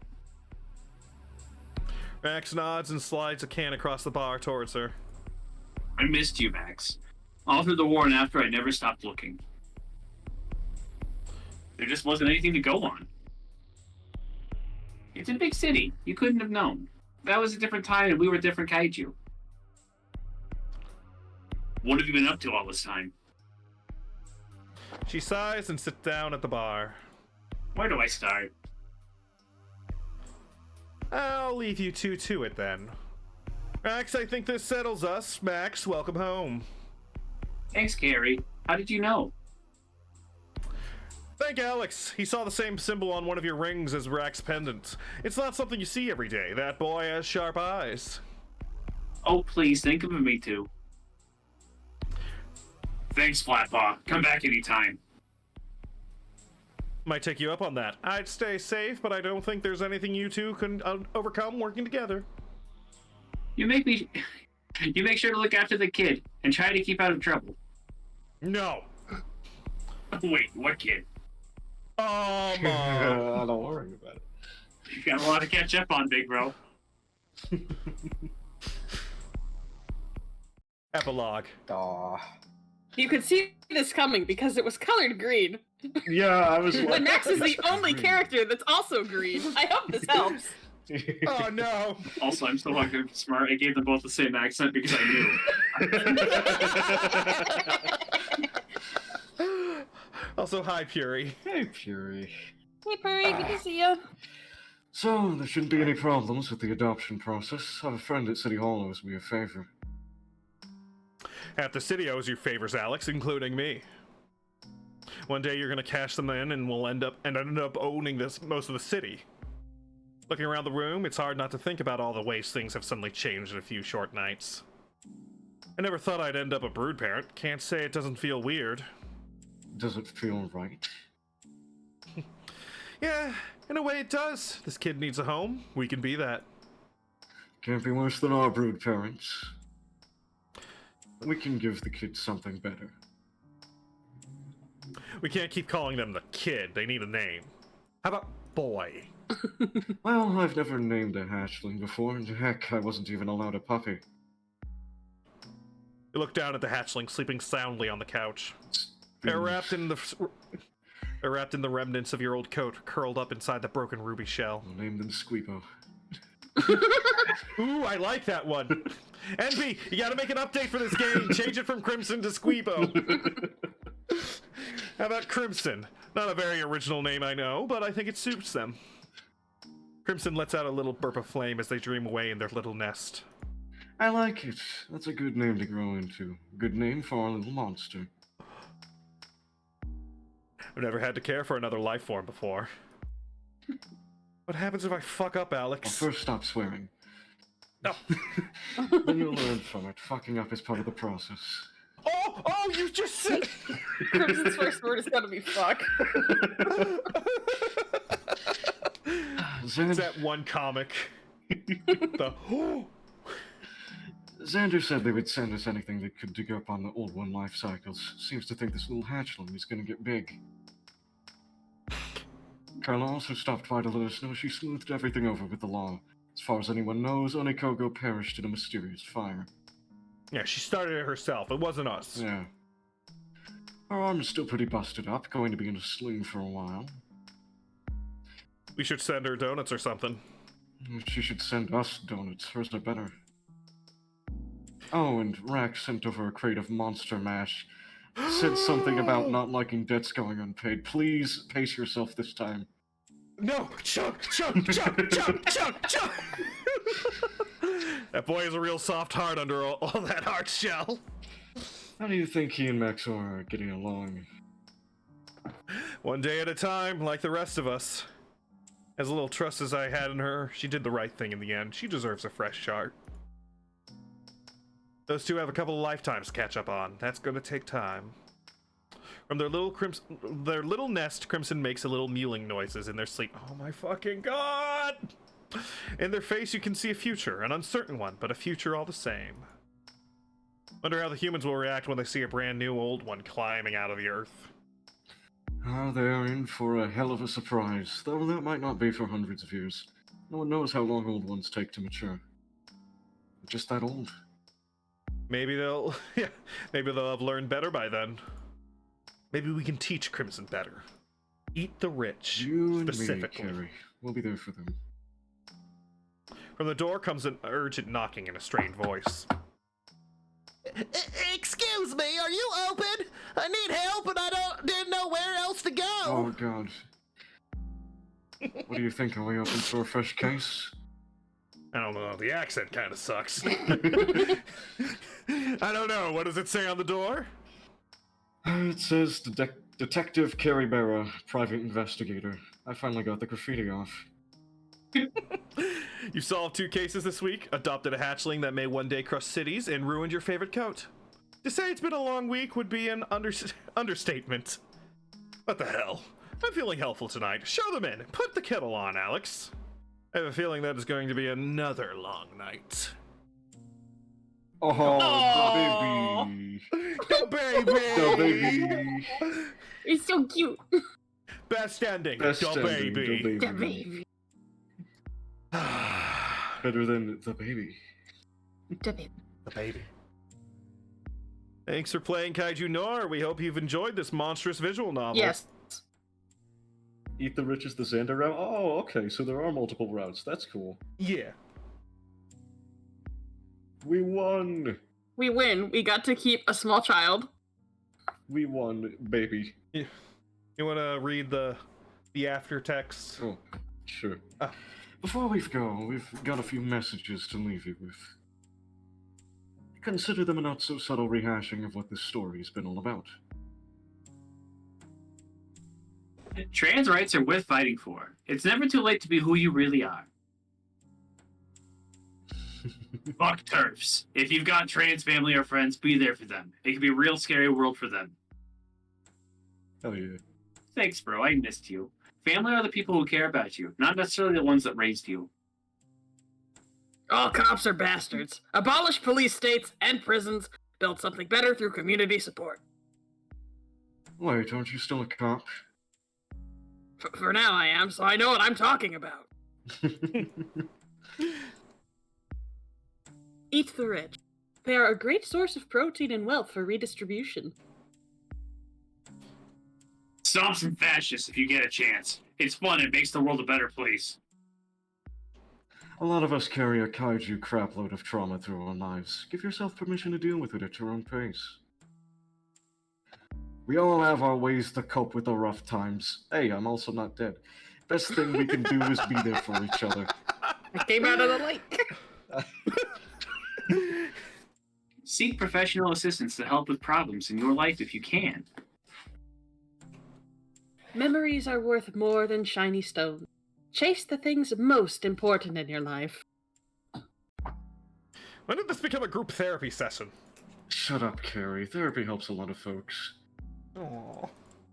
No judgment here. Where were we up to?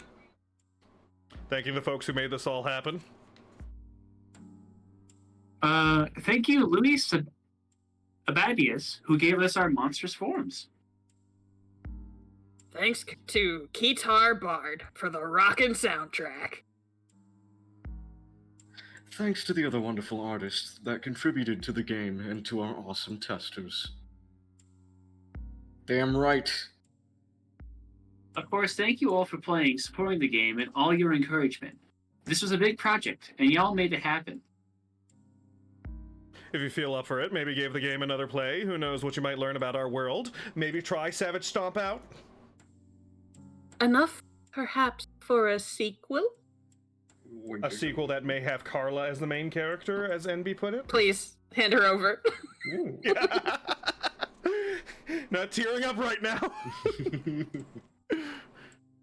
That depends on how well this one sells. Gotta keep the artists fed. Hint, hint. Link to the Oh wait, no, that's my Twitch. Don't worry, I got it. Okay. Nice, nice. There. Until next time. Stay safe. Look after yourselves and each other. You are not alone. Hey, what? You know what? No, I didn't have like. I didn't know what to expect because I'm not really like a kaiju connoisseur, but that rocked. Mhm. That kicked ass. Yeah, that That was really That was- fun. Rana, was a fucking fantastic one. Rana, Yes. did you see what I put in the group chat Oh no. Oh no. when I saw that fucking I'm s- baby? Don't.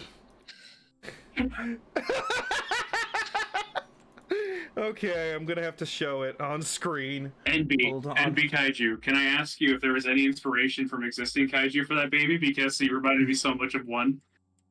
The left one not showing up.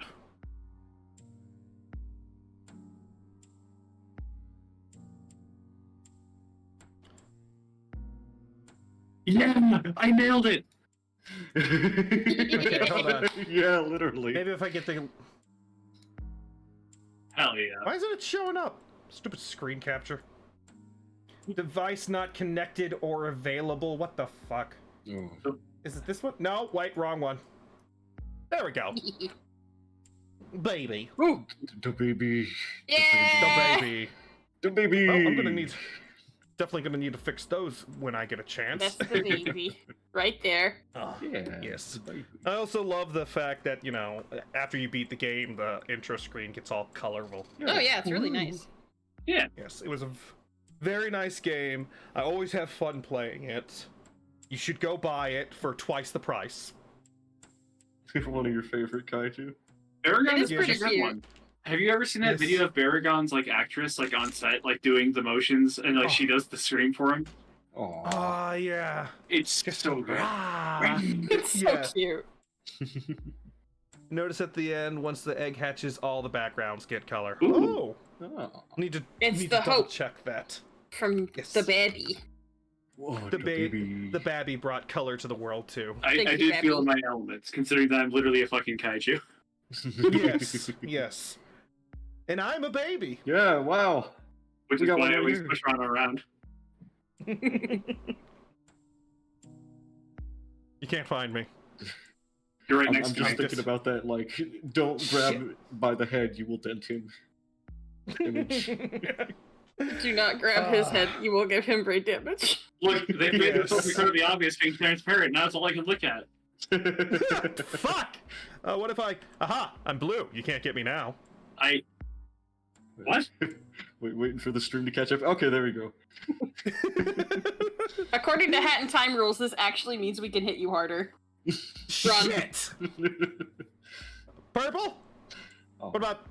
Okay, What about... because how Okay, Perry Orpal. sees the world changes. That's nice. that's very cute. Plans are for the moment for Carla and Rax to be the... Ooh. Yes! Yes, yes, Yes, yes, I need yes, that! yes. Yes. Dude, that designs are so cool. Yeah, real. I know. the designs hop, writing hops, messages hop, absolutely. Mm-hmm. Hell yeah. My only Yeah. critique is nobody ate the ruby pieces. Yeah.